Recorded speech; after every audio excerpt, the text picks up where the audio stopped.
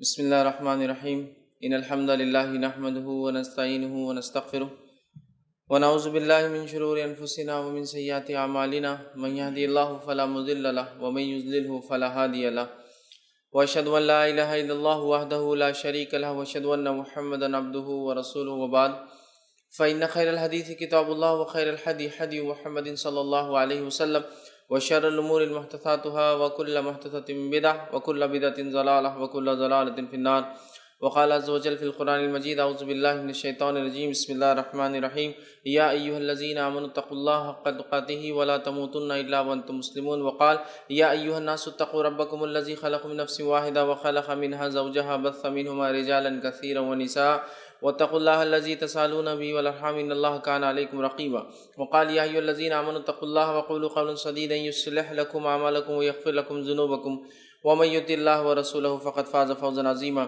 اللهم صل على محمد وعلى ال محمد كما صليت على ابراهيم وعلى ال ابراهيم انك حميد مجيد اللهم بارك على محمد وعلى ال محمد كما باركت على ابراهيم وعلى ال ابراهيم انك حميد مجيد رب اشرح لي صدري ويسر لي امري واحلل عقدة من لساني يفقهوا قولي وقال عز وجل في القرآن المجيد اعوذ بالله من الشيطان الرجيم بسم الله الرحمن الرحيم الف لام میم ذلك الكتاب لا ریب فیہ ھدی للمتقین اما بعد۔ تمام تعریفیں اس اللہ عز و جل کے لیے لائق و زیبا ہے جو تمام جہانوں کا بنانے والا اور اسے پالنے والا ہے، اور درود و سلام اس کے آخری نبی محمد صلی اللہ علیہ وسلم پر۔ الحمدللہ ہم تمام یہاں اس ہفتے واری درس قرآن کے لیے جمع ہوئے۔ انشاءاللہ عزیز آج اس درس قرآن میں جو چند باتیں میں رکھنے کی کوشش کروں گا وہ سورۃ البقرہ سورہ نمبر 2 اس کی آیت نمبر 1 سے لے کر 5 کے تعلق سے کچھ باتیں ہم دیکھیں گے۔ چونکہ سورہ بقرہ یہ اپنے آپ میں ایک بہت خصوصیت رکھنے والی صورت ہے، اس کی بہرحال کئی فضائل ہیں۔ چونکہ ہم سورۃ البقرہ کی تفسیر میں نہیں جا رہے ہیں لہٰذا اس کی فضائل کی طرف بہت زیادہ ہم روشنی نہیں ڈالیں گے، لیکن ہم سب جانتے ہیں اس صورت کے بہت فضائل ہے، جس کے فضائل میں سے ایک فضیلت یہ ہے کہ نبی اکرم صلی اللہ علیہ وسلم فرمایا کہ جس گھر میں سورۃ البقرہ پڑھی جاتی ہے اس گھر میں شیطان داخل نہیں ہوتا ہے۔ ایک جنگ کے اندر نبی اکرم صلی اللہ علیہ وسلم نے صحابہ سے خطاب کیا، ان کو متوجہ کرنا چاہا، ان کو اپنے طرف اشارہ کیا کہ پلٹنے کا، اور کہا اے سورہ بقرہ کو ماننے والوں۔ تو بہرحال سورۃ البقرہ کی بہت فضیلت ہے۔ علامہ ابن کثیر رحمہ اللہ لکھتے ہیں کہ اللہ رب العزت نے اس میں 1000 احکامات بتائے ہیں، یہ 1000 مناہیات منع کیا گیا ہے، اور بہت ساری چیزیں بہرحال اس صورت کے اندر آتی ہیں۔ ابو بکر صدیق رضی اللہ عنہ کے تعلق سے ایک واقعہ آتا ہے کہ آپ نے فرمایا اور کہا کہ مجھے سورہ بقرہ یاد نہیں ہوتی۔ اس کا معنی یہ نہیں کہ ان کا حافظہ کمزور تھا، اس کا معنی یہ ہے کہ صحابہ جب کسی چیز کو یاد کرتے تو فوراً لاگو کرتے، عمل کرنا شروع کر دیتے، چونکہ سورت میں اتنے احکام تھے کہ ان کا معنی یہ ہے کہ میں عمل نہیں کر پا رہا ہوں، مطلب دھیرے دھیرے یاد کر پا رہا ہوں عام صورتوں کے مقابلے میں۔ تو بہرحال ہم اس کی ابتدائی 5 آیتیں دیکھیں گے، جس کے تعلق سے علامہ ابن تیمیہ رحمہ اللہ کا ایک قول ہے، اور وہ فرماتے اور کہتے ہیں کہ انسانیت کی 3 قسمیں ہیں، 3 ٹائپس، مطلب ہیومینٹی کی انسانیت کو اگر تقسیم کر دیا جائے، ڈیوائڈ کر دیا جائے تو انسانیت 3 پارٹس میں ڈیوائڈ ہو سکتی ہے۔ وہ کون کون سے؟ پہلا وہ لکھتے ہیں سورۃ البقرہ کی ابتدائی 1 سے لے کر 5 آیتوں میں مومنوں کا تذکرہ، اس کے بعد کی آیت نمبر 6 اور 7 میں کافروں کا تذکرہ، اور اس کے بعد آیت نمبر 8 سے لے کر 20 تک منافقین کا تذکرہ۔ اور وہ کہتے ہیں کہ انسانیت کی 3 ہی قسم ہیں، انسانیت کچھ نہ کچھ ان 3 کیٹیگریز میں سے ایک میں پڑتی ہے، یا تو وہ مومن ہے جو سورہ بقرہ کی آیت نمبر 1 سے 5 میں تذکرہ ہے، یا تو وہ کافر ہے جس کا تذکرہ 6 اور 7 نمبر کی آیت میں کیا گیا ہے، یا تو منافق ہے جس کا تذکرہ 8 سے لے کر 20 آیتوں کے اندر جو ہے اللہ رب العزت نے کیا ہے۔ تو بہرحال اس سے پتہ چلتا ہے کہ انسانیت کے 3 قسمیں ہیں، 3 پارٹس میں ہیومینٹی کو ہم ڈیوائڈ کر سکتے ہیں۔ پہلا مومنوں کا طبقہ، دوسرا کافروں کا طبقہ، تیسرا منافقین کا طبقہ۔ عام اعتبار سے 2 ہی طبقے ہو سکتے ہیں، مومن اور کافر، چونکہ منافق بھی کفر کی قسم بلکہ بدترین قسم ہے، لیکن وہ چونکہ ظاہراً ہمیں مسلمان کہتا ہے اور آ کر دھوکہ دیتا ہے، چونکہ نقصان بہت زیادہ ہے اس کا، لہٰذا اللہ رب العزت نے اس کو ان ڈیٹیل ڈسکرائب کیا۔ مطلب منافقین کے بارے میں 13 آیتیں آئی ہے قرآن کے اندر، 13 ورسز کے اندر اللہ نے منافقین کا تذکرہ کیا، ان کی صفتیں بیان کی اور ان کے تعلق سے باتیں بیان کی، اس لیے کہ ان کا نقصان مومنوں کو کافروں کے مقابلے میں زیادہ ہوتا ہے، یاد رکھیے۔ تو لکھتے ہیں انسانیت 3 قسم کی ہے، اور تینوں کے تذکرے سورہ بقرہ کی ابتدا میں آ گئے۔ تو بہرحال سورۃ البقرہ اگر کوئی شخص پڑھتا ہے، اس کی ابتدائی تفسیر پڑھتا ہے، تو گویا انسانیت کی جتنے کیٹیگری سے اس کا نالج ہمیں ہو جاتا ہے۔ تو اسی کیٹیگری میں سے ایک کیٹیگری کا تذکرہ آج میں لینے والا ہوں۔ تو آج میرا عنوان سورہ بقرہ کی آیت نمبر 1 سے لے کر 5 کی تفسیر ہوگا، تاکہ اس میں جو مومنوں کا تذکرہ آیا ہے وہ تذکرہ ہم دیکھیں، اس کو ہم جانیں، وہ صفتیں کیا ہے جس سے وہ مومن بنتا ہے کہ انسان، تاکہ وہ صفتیں اپنی نفس میں ہم لاگو کریں اور ان صفتوں کے حامل بن کر ان وعدوں کو حاصل کریں جو اللہ رب العزت نے ان صفت والوں کے تعلق سے، مطلب جو لوگ یہ کیریکٹرسٹکس، یہ خصوصیتیں، یہ خصلتیں، یہ صفتیں رکھیں گے وہ فلاح پانے والے، کامرانی پانے والے، دنیا میں خیر، آخرت میں خیر، دنیا کے فائدے اور آخرت کے فائدے، اور دنیا چاہے جیسی بھی ہو جائے آخرت کا فائدہ تو شور شارٹ یہ لوگ اٹھانے والے ہیں جن کو مومن کہا جاتا ہے، ایمان والا کہا جاتا ہے۔ تو آج سورہ بقرہ سورہ نمبر 2 آیت نمبر 1 سے لے کر 5 کی ہم تفسیر دیکھیں گے۔ آئیے آگے بڑھتے ہیں۔ اللہ رب العزت اس سورت میں فرماتا ہے، آیت نمبر 1 سورہ بقرہ آیت نمبر 1، الف لام میم۔ الف لام میم یہ در حقیقت حروف مقطعات میں سے ہے۔ الف لام میم جو پہلی آیت ہے سورہ بقرہ کی، یہ حروف مقطعات میں سے ہے۔ اب حروف مقطعات کیا ہوتے ہیں؟ تو حروف مقطعات کو مقطعات اس لیے کہا جاتا ہے کہ ان کو ایک ساتھ نہیں پڑھ سکتے، آپ توڑ توڑ کے پڑھنا پڑتا ہے۔ جیسا کہ الف لام میم، اس کو علم نہیں پڑھ سکتے آپ، تو خطا کہتے ہیں عربی زبان میں توڑنے کو۔ مقطعات مطلب وہ حرف جن کو ایک ساتھ نہیں پڑھا جا سکتا اور جن کو جب بھی پڑھا جائے گا رک رک کر، ٹھہر ٹھہر کر، ہر الفاظ کو الگ الگ کر کے پڑھا جائے گا۔ تو الف لام میم، ٹھیک، علم نہیں پڑھ سکتے آپ اس کو، اس لیے کہ اس کا معنی اللہ تعالیٰ کے سوا کوئی نہیں جانتا، اور یہ قرآن کے معجزات میں سے ہے، اور قرآن کی 29 سوروں سے پہلے حرف مقطعات لگتے ہیں، جن میں سے کچھ حرف مقطعات اکیلے آتے ہیں، نون، قاف، صاد اکیلے آتے ہیں، کچھ حرف مقطعات 2 آتے ہیں، یاسین، طٰہٰ، حامیم، کچھ 3 آتے ہیں، الف لام میم، اور کچھ 5 کی شکل میں آتے ہیں، یاد رکھیں۔ اور یہ کل 29 سوروں سے پہلے لگتے ہیں۔ 29 جو قرآن کے سورے ہیں ان سے پہلے یا تو 1 کی شکل میں، 2 کی شکل میں یا 5 کی شکل میں حروف مقطعات سے سورہ شروع ہوتا ہے، اور حروف مقطعات کسی بھی سورت کے ابتدا میں لگتے ہیں، بعد میں نہیں پائے جاتے، یاد رکھیں۔ اب اللہ رب العزت نے ان کو معجزہ بنایا ہے، لیکن اس کا معنی کوئی نہیں جانتا ہے۔ اس کے تعلق سے مختلف اقوال ہیں، لیکن کسی بھی قول کو آپ پڑھ لیں آخر میں یہ کہنا ہی پڑے گا واللہ عالم بمرادہ، اللہ ہی بہتر جانتا ہے اس سے کیا مراد ہے، کوئی نہیں جانتا اس کا معنی کیا ہے۔ لیکن ایک بات جو علماء لکھتے ہیں جو مجھے بھی اچھی لگی وہ بات، وہ یہ ہے کہ ایک طرح سے حروف مقطعات یہ مشرکین مکہ کو اور عربوں کو چیلنج تھے۔ کیسے چیلنج تھے؟ کہ دیکھو تم لوگ شاعری کرتے ہو نا، اور قرآن اور شاعری میں تم واضح فرق سمجھ سکتے ہو کہ یہ دونوں الگ ہے نا، کہ تم لوگ شاعری کرتے ہو، شاعری کے لیے یہی الفاظ کا استعمال ہوتا ہے، الف لام میم یا ہا نون قاف صاد، یہ لفظ استعمال کرتے ہو۔ محمد صلی اللہ علیہ وسلم بھی انہی الفاظ کا استعمال کرتے ہیں عربی کی جو تم استعمال کرتے ہو، یہی سارے الفاظ ہیں نا جو تم شاعری میں استعمال کرتے ہو، تو محمد صلی اللہ علیہ وسلم بھی انہی الفاظ کا استعمال کرتے ہیں۔ گویا عربی کے وہ جو الفاظ ہیں انہی الفاظ کا استعمال محمد صلی اللہ علیہ وسلم کرتے ہیں، لیکن اتنا واضح کلام تمہارے پاس لے کر آتے ہیں، اتنا ڈفرینشیٹنگ کلام تمہارے شاعری کے مقابلے میں اتنا الگ کلام لے کر آتے ہیں کہ تمہاری عقلوں کو وہ کلام، وہ بات حیرت میں ڈال دیتی ہے۔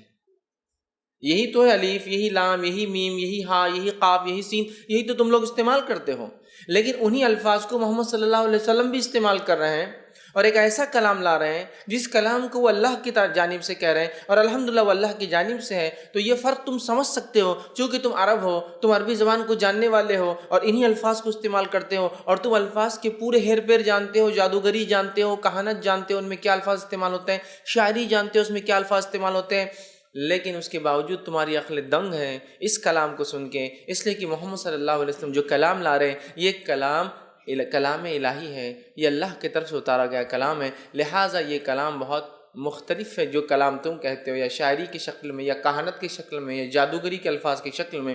تو گویا یہ حروف مقطعات چیلنج تھے، غور کرو اور فرق کو سمجھو شاعری میں، کہانت میں، جادوگری میں، اور قرآن کے اندر جو اللہ کا کلام ہے، جو آخری نبی محمد صلی اللہ علیہ وسلم پر ہم اتار رہے ہیں۔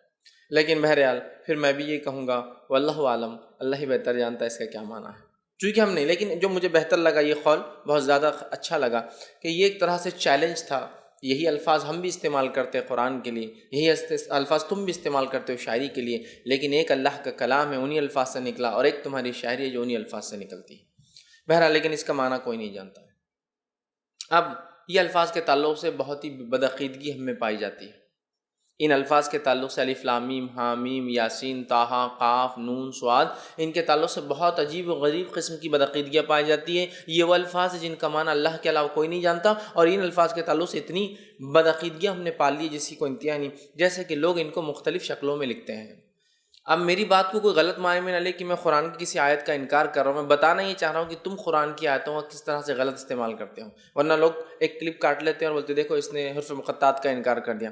حرف مقطعات کا ہم انکار نہیں کر رہے، ہم انکار اس چیز کا کر رہے ہیں کہ حرف مقطعات کا جو استعمال آپ لوگ یا لوگ عام طور سے کر رہے ہیں، یہ استعمال قرآن اور سنت سے ثابت نہیں ہے، کہ حرف مقطعات جن کا معنی ہم نہیں جانتے، اللہ ہی جانتا ہے اس کا معنی کیا ہے، ان الفاظ کو لوگ لیتے ہیں اور 3 یا 4 کی صف بناتے ہیں، اور 3 کو 3 صفحے بناتے ہیں، مطلب 1 2 3 پھر 1 2 3، مطلب کل 9 حرف مقطعات لکھے جاتے ہیں، الف لام میم حامیم یاسین طٰہٰ نون قاف ایسا لکھتے ہیں، یا پھر کوئی 4 لکھتا ہے، مطلب 4 حرف مقطعات اوپر اور 4 کی لائن، مطلب گویا اس نے 4 بائی 4 16 حرف مقطعات لکھے جاتے ہیں، اور ان حرف مقطعات کو لکھنے کے بعد یہ کبھی 3 بائی 5 لکھا جاتا ہے، 3 حرف مقطعات 5 صفوں میں، مطلب 15 حرف مقطعات لکھے جاتے ہیں، کہیں 3 بائی 4 لکھے جاتے ہیں، مطلب 3 حرف مقطعات 4 صفوں میں لکھے جاتے ہیں، اور پھر اس پہ لکھ دیا جاتا ہے دکان و مکان کی خیر و برکت کے لیے اس تختی کو لٹکا لے۔ وہ الفاظ جس کا معنی اللہ ہی جانتا ہے کیا ہے، جس کے تعلق سے اللہ کے رسول نے کبھی یہ نہیں کہا کہ یہ دکان و مکان کی خیر و برکت کے لیے، نہ کسی صحیح روایت میں، نہ کسی ضعیف روایت میں، نہ کسی موضوع روایت میں۔ موضوع سمجھتے ہیں نا، من گھڑت، تو کوئی روایت ہی نہیں، اور ان الفاظ کو لے کر لکھ دیا جاتا ہے اور لٹکا لیا جاتا ہے۔ میرے بھائیوں، یہ الفاظ اپنے آپ میں معجزہ ہے، اس کا کوئی انکار نہیں کر سکتا، لیکن اس معجزے کا یہ استعمال کتاب و سنت سے ثابت نہیں ہے۔ صحابہ کی کثیر جماعت تھی، 1,44,000 سے اوپر صحابہ کی جماعت تھی جنہوں نے آخری حج کیا، اور شاید اس سے بھی زیادہ صحابہ موجود ہوں گے۔ ان صحابہ کی اس جماعت میں سے کسی ایک صحابی نے بھی یہ نہیں کہا کہ حرف مقطعات کی یہ فائدے ہیں کہ اس کو اگر جمع کر لیا جائے اور مخصوص ترتیب میں لگا دیا جائے اور پھر لٹکا دیا جائے تو دکان و مکان کی خیر و برکت، شر کو دور رکھتے ہیں، فتنے کو دور رکھتے ہیں، شیطان کو دور رکھتے ہیں، خیر کو قریب لاتے ہیں، اچھائی کو قریب لاتے ہیں، رزق میں اضافہ کرتے ہیں۔ یہ عمل کسی سے بھی ثابت نہیں۔ رسول اللہ صلی اللہ علیہ وسلم سے تو میں نے کہہ دیا نا، نہ کوئی صحیح روایت، نہ کوئی ضعیف روایت، نہ کوئی موضوع روایت۔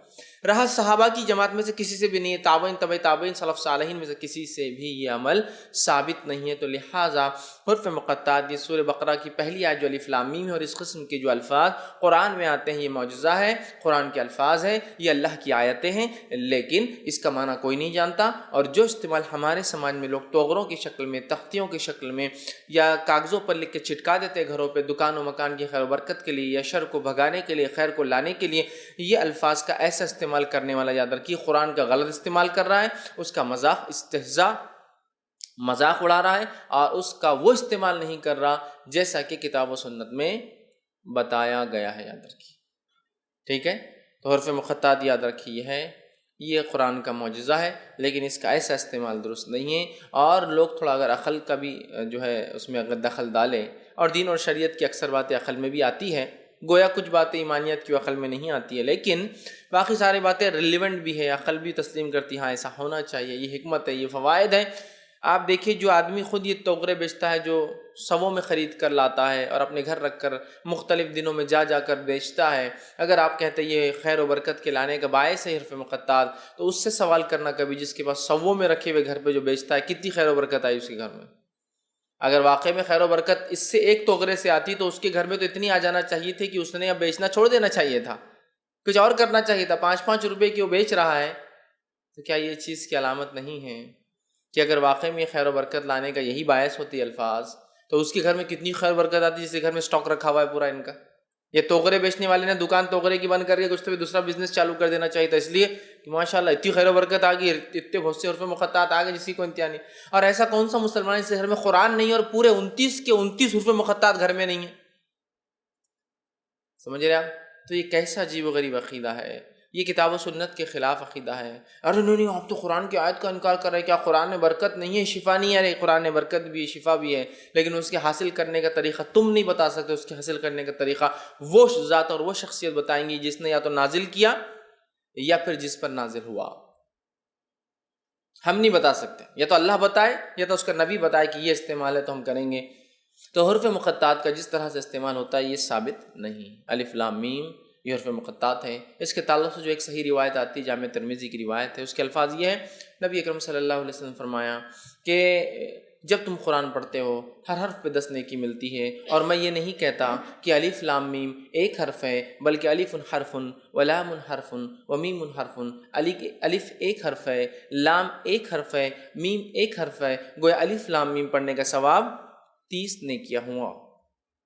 ٹھیک ہے، مطلب قرآن کا ہر حرف پڑھنے پر 10 نیکی ملتی ہے، آپ نے فرمایا. اور الف کو آپ نے مطلب ایگزامپل میں کوٹ کیا کہ الف لام میم ایک حرف نہیں ہے، بلکہ الف ایک حرف، لام ایک حرف، میم ایک حرف. مطلب الف لام میم کو پڑھتا ہے تو 10 نیکیاں. مطلب اللہ کے رسول نے ایگزامپل دینے کے لیے کہ کیسی نیکیاں ملتی ہے قرآن کے الفاظ پڑھنے پر سمجھانے کی کوشش کی ہے. سمجھ رہے ہیں بات کو؟ تو الف لام میم یہ حروف مقطعات ہے، یہ معجزہ ہے قرآن کا، لیکن اس کا معنی اللہ ہی جانتا ہے. واللہ عالم بمرادہ، اللہ ہی اس کی مراد جانتا ہے کہ کیوں اس نے نازل کیا اور کیا یہ معنی ہے اس کا. ٹھیک، آگے ہم بڑھتے ہیں آیت نمبر 2 کی طرف. اللہ فرماتا ہے ذالک الکتاب لا ریب فیہ ھدی للمتقین، کہ اس کتاب کا مطلب قرآن کا اللہ کی طرف سے ہونے میں کوئی شک نہیں ہے. یا دوسرا معنی جو ہے مفسرین لکھتے ہیں اس کتاب میں کوئی شک نہیں ہے، مطلب اس کے قصص، واقعات، اس کے احکامات، اس کی نصیحتیں، اس میں جو نشانیاں بتائی گئی ہے، اس میں جو آنے والی باتیں، جو ہونے والی باتیں بتائی گئی ہے، اس میں جو قوموں کے واقعات گزر چکی باتیں بتائی ہیں، سب کا سب سچ ہے، سب کا سب مین وان اللہ کی طرف سے، سب کا سب حق ہے. اس میں کوئی غلط بات یا کوئی شک اور شبے کی بات نہیں. ایک معنی یہ ہے.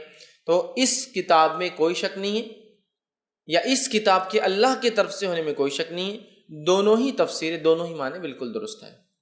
اس میں بھی کوئی شک نہیں کہ قرآن اللہ کی طرف سے، اس میں بھی کوئی شک نہیں کہ قرآن میں جو کنٹینٹ ہے اس کے اندر کوئی کمی بیشی، کوئی زیادتی، کوئی غلط بات، کوئی چوک، کوئی مسٹیک نہیں. تو دونوں ہی باتیں اپنی جگہ بالکل درست ہیں. ذالک الکتاب لا ریب فیہ ھدی للمتقین، یہ کتاب کا اللہ کی طرف سے ہونے میں کوئی شک نہیں ہے، اس کتاب میں کوئی شک نہیں ہے. ہدایت ہے ان لوگوں کے لیے جو اللہ کا ڈر رکھ کر اس کو پڑھتے ہیں، تقوی رکھ کر اس کو پڑھتے ہیں، ان کے لیے اس کتاب میں ہدایت ہے. اب آئیے تھوڑا سا اس بات کو، چونکہ ہم لوگ تو قرآن کو روز ہی پڑھتے ہیں، اس کو اللہ کا کلام مانتے ہیں، تو یہ مسئلہ ہمارے ساتھ نہیں آتا چونکہ ہم شک میں نہیں ہیں. لیکن اس بات کو تھوڑا سا ہم ایک الگ ویو، ایک الگ انداز سے دیکھنے کی کوشش کرتے ہیں کہ ایک کتاب شروع ہو رہی ہے، شروع میں کچھ لکھا نہیں ہے کہ یہ کتاب صحیح ہے، غلط ہے اور کس کے لیے ہے. ایک کتاب پوری پڑھ لی، بیچ میں کہیں لکھا ہوا نہیں کتاب کس کے لیے آئی، کیوں آئی اور کیا لکھا ہوا ہے، صحیح ہے یا غلط ہے. ایک کتاب ختم ہو گئی، آخر تک پتہ نہیں چلا، اس کتاب نے خود نہیں کہا کہ اس میں کیا صحیح ہے، کیا غلط ہے، یا پوری صحیح ہے یا غلط ہے، یا کچھ صحیح ہے یا کیا ہے، کچھ نہیں کہا، اور کتاب ختم ہو گئی کس کے لیے ہے.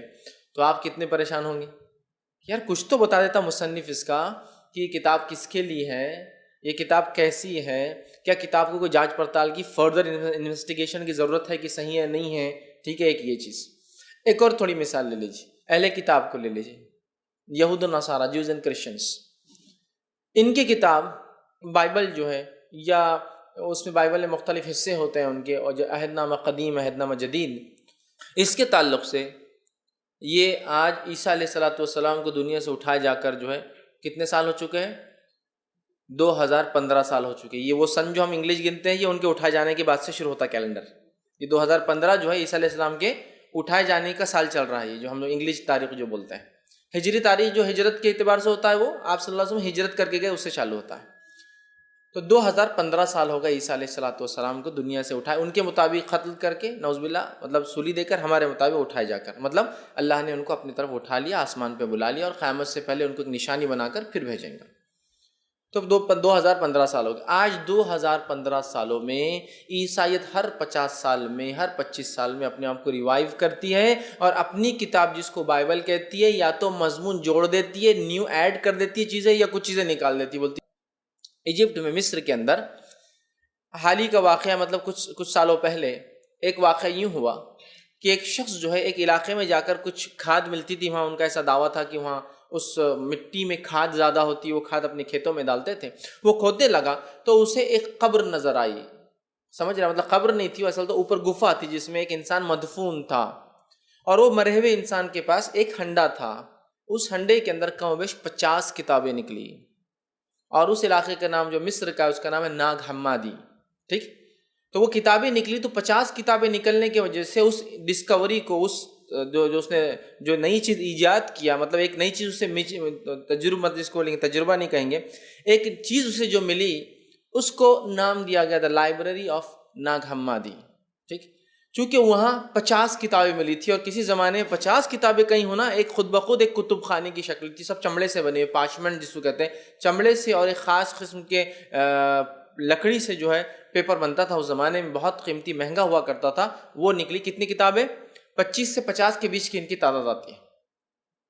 وہ کتابوں میں سے اکثر کتابیں وہ تھی، یہ آدمی ایک عیسائی تھا، راہب تھا، اور اپنے دین کو بچانے کے لیے، چونکہ اس زمانے کے چرچ نے، کیتھولک چرچ نے اعلان کیا تھا کہ یہ کتابیں ساری بائبل کا حصہ نہیں ہیں، وہ کتابوں کو لے کر وہ بھاگ گیا، اور جب مر گیا تو اس نے وصیت کی کہ میرے بازو لا کے کتابیں رکھ دیں، اور وہ اس قبر میں مدفون ہو گیا، اور آج وہ تقریباً عیسیٰ علیہ السلام کے 300 سال بعد انتقال کر گیا، وہ مطلب گویا آج سے کم و بیش وہ 1700 سال پہلے زندہ تھا، 1700 سال پہلے وہ اپنے ساتھ کتابیں لے کے مدفون، 1700 سال بعد وہ کتابیں واپس نکلی۔ اور یہ پتہ کیسے چلا کہ 1700 سال پہلے وہ مرا تھا؟ اس کے لیے کاربن ڈیٹنگ ٹیسٹ کیا گیا، ان کتابوں میں سے کتاب کا لے کر کاربن ڈیٹنگ نے یہ بتایا کہ 1700 سال پہلے یہ انسان مرا تھا ان کتابوں کے ساتھ۔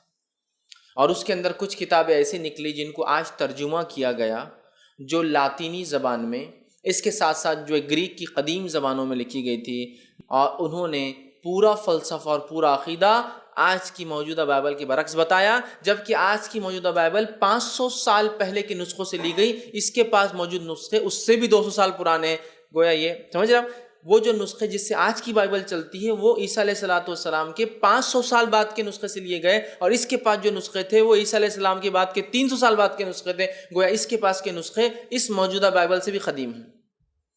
ڈاونچی کوڈ ایک فلم آئی تھی، وہ اسی کی ایک کتاب کا ترجمہ تھی، جس میں عیسیٰ علیہ السلام نے ایک عورت سے شادی کی، اس سے بچے ہوئے، تمام باتیں، تو یہ بھی اسی کتاب میں سے کتاب کا نتیجہ تھا۔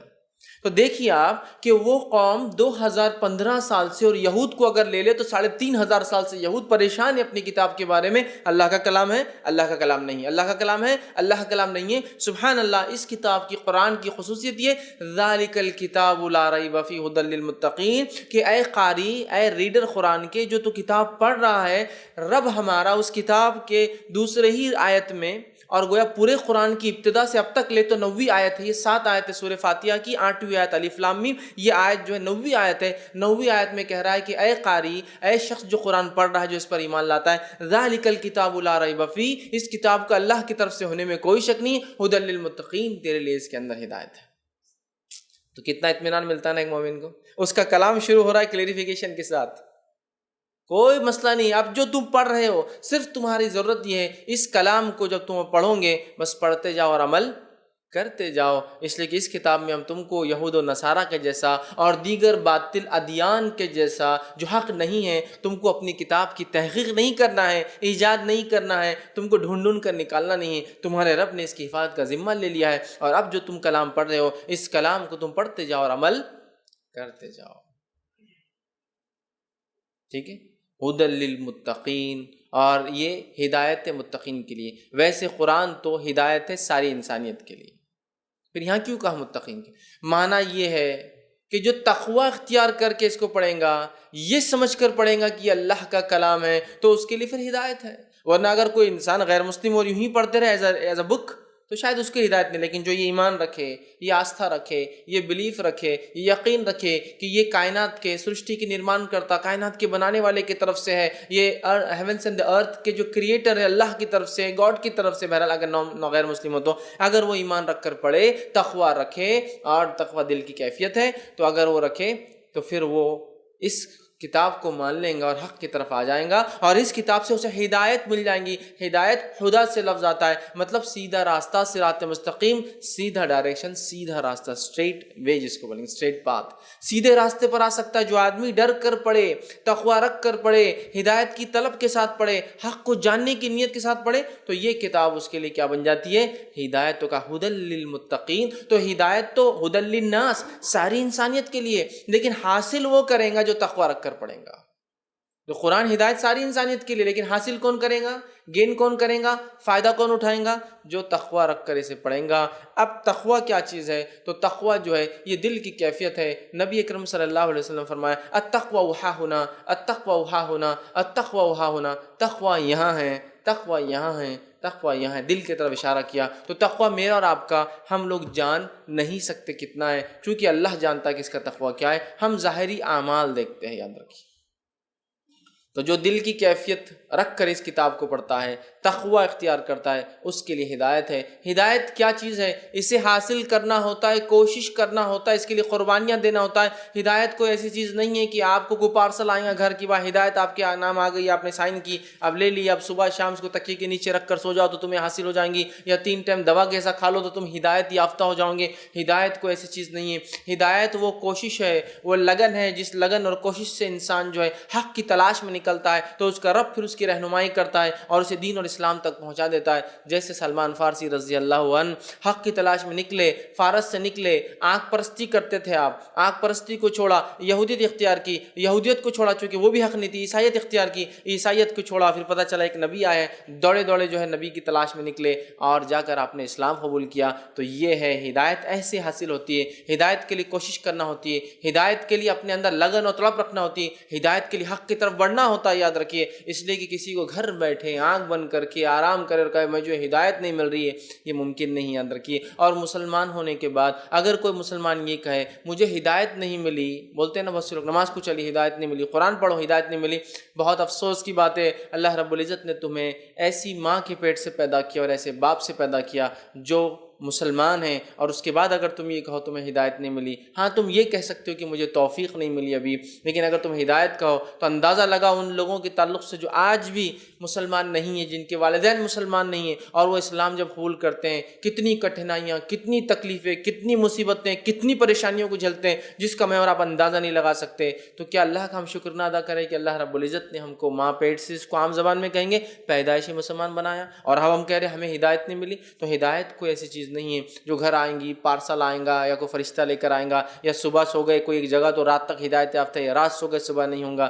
ہدایت کے لیے کڑی کوشش اور محنت کرنا ہوگی۔ اور ہدی للمتقین، تو یہ ہدایت ملتی ہے تقوی والوں کے لیے جو اپنی دل کی دنیا بدل لیتے ہیں، جو حق کی تلاش میں نکل جاتے ہیں، تو ان کے لیے ہدایت اللہ رب العزت حاصل کرنا بھی آسان کر دیتا ہے۔ اصحاب کہف کو دیکھیے، وہ چاہتے تھے کہ جو ہدایت ملی اس پہ قائم رہے، کئی قربانیاں دینا پڑی، کئی 100 سالوں تک، صدیوں تک سو گئے، تب اللہ رب العزت نے ان کو کامیابی دی۔ ان کا واقعہ قرآن میں نقل کر دیا۔ اصحاب اخدود کی مثال لے لیجئے، کتنی ان کو سخت آزمائش ہوئی جب حق کی طرف، ہدایت کے راستے کی طرف چلے۔ تو ہدایت کہتے ہیں صراط مستقیم، سیدھا راستہ۔ تو قرآن ہے وہ کتاب جو کس طرف بلاتی ہے؟ سیدھے راستے کی طرف دعوت دیتی ہے۔ اور نبی اکرم صلی اللہ علیہ وسلم نے اس بات کو ایک روایت کے اندر جو کہ حدیث قدسی اس میں بیان کیا۔ حدیث اس طرح سے کہ آپ صلی اللہ علیہ وسلم فرماتے ہیں، مطلب ہدایت کہاں ہے میں بتانا چاہ رہا ہوں، ہدایت صرف اور صرف قرآن میں ہے، یاد رکھیے۔ قرآن کے علاوہ اگر ہدایت تلاش کرنے جاؤں گے تو کبھی ہدایت تو نہیں، لیکن یہ بات شور شاٹ ہے، یقینی ہے کہ تم گمراہی کی طرف ضرور جاؤ گے، جیسا بہت سارے لوگ اللہ کی کتاب کو چھوڑ کر ہدایتیں تلاش کرتے ہیں کتابوں سے۔ اس لیے کہہ رہا ہوں ہدایت صرف اور صرف قرآن میں ہے۔ حدیث کے الفاظ اس طرح سے ہیں، آپ صلی اللہ علیہ وسلم فرماتے ہیں ایک سیدھا راستہ ہے، صراط مستقیم کبھی بھی اسٹریٹ ہے، یاد رکھیے، اس میں کرکٹنس، ٹیڑھا پن نہیں۔ ایک سیدھا راستہ ہے، اس راستے کے سامنے ایک دروازہ ہے، مطلب روڈ کے اینڈ میں ایک دروازہ ہے، اس راستے کے دونوں جانب اور بھی دروازے ہیں، ان دروازوں پہ پردے لگے ہوئے ہیں، ان دروازوں پہ پردے لگے ہوئے، اور ایک آدمی یہاں سے چلتا ہے، ٹھیک ہے، چلتا ہے، اور دروازے کے بیچ سے ایک آدمی آواز دیتا ہے اور کہتا ہے اے شخص میری طرف آ، اے شخص میری طرف آ۔ اور جب وہ راستے پہ چلتا ہے اس آدمی کے بلانے پہ سیدھے راستے پر، اور پردے کی طرف، وہ جو دروازے ہیں نا بیچ میں راستے، پردے کی طرف، اور یہ دونوں طرف راستے کے دروازے اور ان میں پردے لگے ہوئے، جب اس پردے کو ہٹانے کی کوشش کرتا ہے تو اوپر ایک شخص کھڑا ہے اس دروازے کے، وہ کہتا ہے اے شخص اس پردے کو مت ہٹانا ورنہ تو اس سے گزر جائیں گا۔ پھر آپ وسلم فرماتے ہیں وہ جو سیدھا راستہ ہے وہ صراط مستقیم ہے، وہ جو راستے کے دونوں طرف دیواریں اللہ کی حرام کردہ چیزیں ہیں، وہ جو دروازے ہیں وہ حرام کرنے کا راستہ ہے، لیکن اللہ نے حرام کو بتا دیا، مطلب پردہ ڈال دیا اس پر، بتا دیا وہ حرمت والی چیزیں ہیں۔ وہ جو شخص جو بیچ سے آواز دیتا ہے اور کہتا ہے لوگوں میری طرف آؤ، وہ قرآن ہے جو صراط مستقیم یا ہدایت کی طرف تمہیں بلاتا ہے۔ تو قرآن کے بغیر کوئی ہدایت پہ قائم نہیں رہ سکتا ہے، تو قرآن ہے۔ اور وہ شخص جو اوپر کھڑا ہے اور جب آدمی پردہ ہٹانے کی کوشش کرتا ہے آواز دیتا ہے شخص پردہ مت ہٹانا ورنہ تو اس سے گزر جائیں گا، وہ ایک مومن کا سچا دل ہے۔ جب وہ حرام کی طرف جاتا ہے تو وہ اس کو نوک کرتا ہے۔ سوچ لے پھر ایک بار، سوچ لے، سمجھ رہے آپ؟ ہوتا ہے نا جب آپ کو غلط چیز کی طرف جاتے ہو تو ایک پل کے لیے آتا ہے ارے کروں کیا نہیں کروں، ارے غلط ہے کیا، تو مومن کا دل بھی گواہی دیتا ہے کہ غلط چیز ہو رہی۔ تو صراط مستقیم پر کون سی چیز ہمیں قائم رکھیں گی، کون سی کتاب اس پر ہمیں قائم رکھیں گی؟ وہ قرآن ہے۔ یاد رکھیے قرآن کے علاوہ اگر آپ ڈھونڈنے جائیں گے ہدایت اور صحیح راستہ، جیسا کہ بہت سارے لوگ ڈھونڈ رہے ہیں، اللہ کی کتاب سے تو معاملہ دور، اس کو تو ہاتھ بھی نہیں لگاتے چونکہ بہت بڑی کتاب ہے نا، تو چھوڑ دو اس کو، اب اس کی ضرورت ہی نہیں پڑنے کی۔ اور پتہ نہیں کہاں کہاں ہدایت، حق اور سچ کو تلاش کرنے میں لگے ہیں۔ یاد رکھیے حق ہدایت صرف اور صرف اللہ کے کلام میں ہے، اس کے علاوہ دنیا میں یہ کہیں نہیں مل سکتی۔ تو ذالک الکتاب لا ریب فیہ ھدی للمتقین، اس کتاب کا، قرآن کا، اللہ کی طرف سے ہونے میں کوئی شک نہیں ہے، ہدایت ہے ان لوگوں کے لیے جو اپنی دل کی دنیا تقوی اختیار بدل لیتے ہیں اور اس کے بعد حق کی تلاش کرتے ہیں، تو ان کا رب اس کتاب کے ذریعے انہیں حق تک پہنچا دیتا ہے۔ تو اس کتاب میں اب کوئی شک نہیں۔ اس کا ایک معنی اور کیا ہے؟ اس کا ایک معنی اور کیا ہے معلوم آپ کو؟ مثال دیتا ہوں۔ مثال یہ ہے کہ گورنمنٹ نے اعلان کر دیا کہ سب کو ٹو ویلر چلاتے وقت ہیلمٹ پہننا پڑیں گی۔ آپ نے تصدیق کی کہ یار یہ گورنمنٹ کا حکم ہے یا نہیں ہے، چیک کر لیتے۔ جب یہ تصدیق ہو گئی کہ یہ قانون گورنمنٹ نے پاس کر دیا ہے تو اب کیا کرنا پڑتا آپ کو؟ کسی نے کہا ہیلمٹ کمپلسری ہو گیا، آپ نے کہا ٹھیک ہے میں جانچوں گا۔ پھر آپ گئے اور گورنمنٹ سے پتہ چلا، آر ٹی او سے پتہ چلا کہ ہاں ایک قانون پاس ہو چکا ہے کہ ہیلمٹ کے بغیر ٹو ویلر نہیں چلا سکتے، تو اب کیا کریں گے آپ؟ اب اگر ہیلمٹ کی گاڑی چلاتے رہیں گے، اب معلوم ہوگا اپنے کو ہیلمٹ کا لا ہے تو اپن ہیلمٹ نہیں پہنیں گے۔ اب نہیں، کیا کریں گے آپ؟ جائیں گے ہیلمٹ خرید کے لائیں گے اور پھر کیا کریں گے نیکسٹ؟ ہیلمٹ پہن کے گاڑی چلائیں گے۔ پکا ہوا؟ کیوں ایسا کیا آپ نے؟